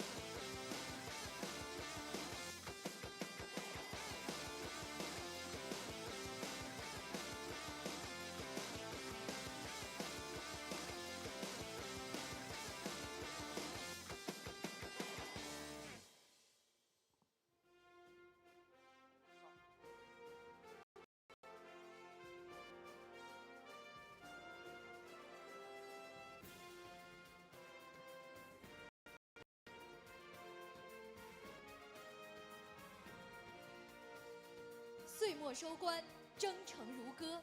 在这体育事业蓄势突破、全民热望汇聚的体育大年，我们共同见证竞技体育与群众体育双轨并进、交融生辉。值此年度收官之际，利百文台泥乔氏杯2025中式8球大师赛甲级分站赛南宁站，以破局之姿、凌云之志，将体育精神淬炼为时代浪潮中最闪耀的荣光。它不仅是对全年征程的致敬，更是对体育精神的时代诠释。以杆为笔，以台为卷，在岁末的聚光灯下，书写了一部关于突破与荣耀的年度史诗。展望前路，体育强音愈发铿锵，让我们怀揣这份荣光与热望，继续携手前行，在未来的赛场上再续华章。中巴转动，世界球童。利百文台泥乔氏杯25中式8球大师赛甲级分站赛南宁站颁奖仪式在开始，让我们有请获奖运动员、颁奖嘉宾入场。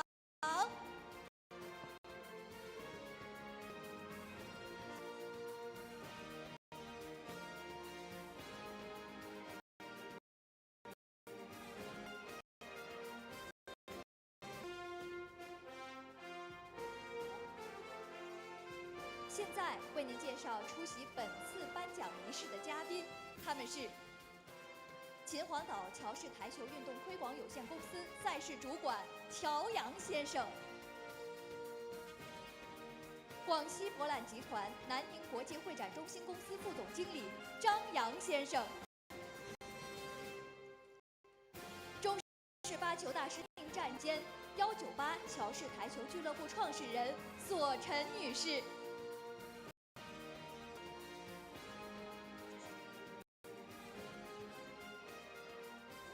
获得甲级分站赛南宁站季军的是来自中国的梁时瑜和郑肖怀。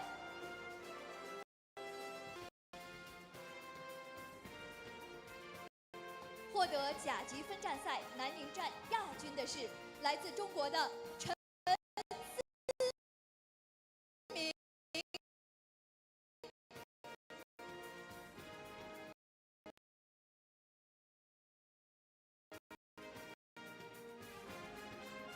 获得积分站，有请秦皇乔氏台球运动推广有限公司姚洋先生为两位季军书和奖杯。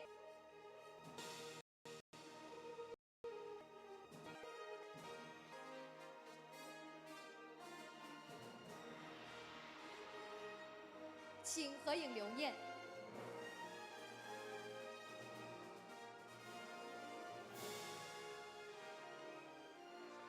感谢颁奖嘉宾。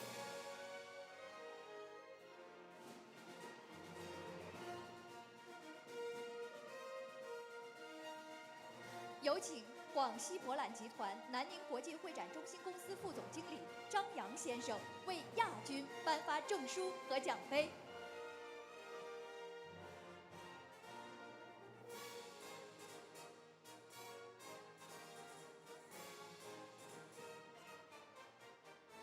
请合影留念。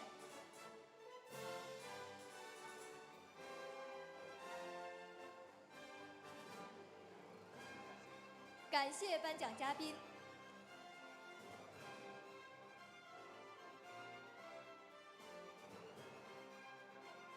有请中式8球大师赛南宁站执行总监198乔氏台球俱乐部创始人索陈女士为冠军颁发证书和奖杯。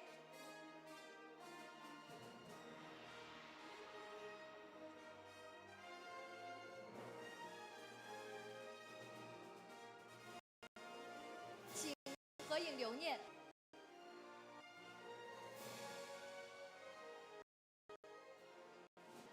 感谢颁奖嘉宾，请索陈女士留。请各位优秀才上台。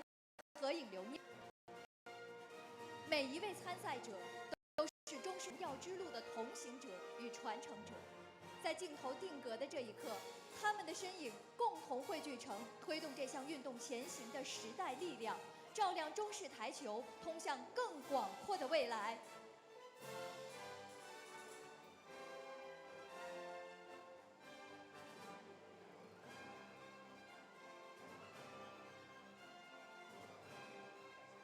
感谢颁奖嘉宾、优秀裁判，请各位台下稍事休息。请获奖运动员合影留念。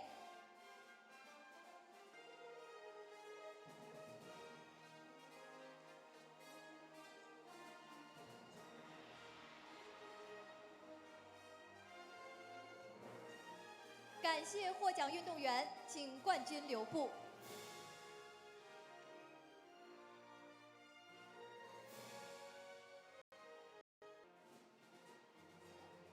此刻，请冠军高高举起奖杯。这不仅是个人荣耀的高光时刻，更是拼搏精神与体育信念绽放的光辉。让我们向冠军致以最崇高的敬意，同时也向所有为梦想全力以赴的奋斗者们致敬。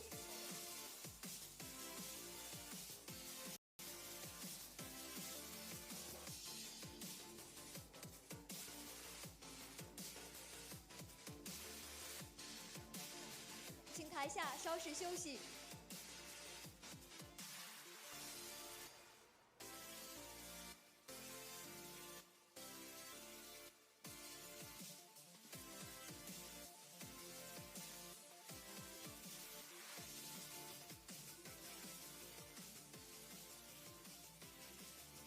中巴转动，世界球童，女士们、先生们。利百文台泥乔氏杯2025中式八球大师赛甲级分站赛南宁站颁奖仪式到此结束。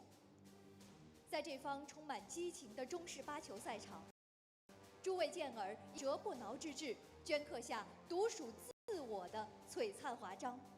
每一次杆起球落，皆为对凌云指至叩问。这些光的惊鸿掠影，是绵延不绝的精神长河。邕江如练，因挚爱而奔涌；绿城叠翠，以砥砺为阶梯。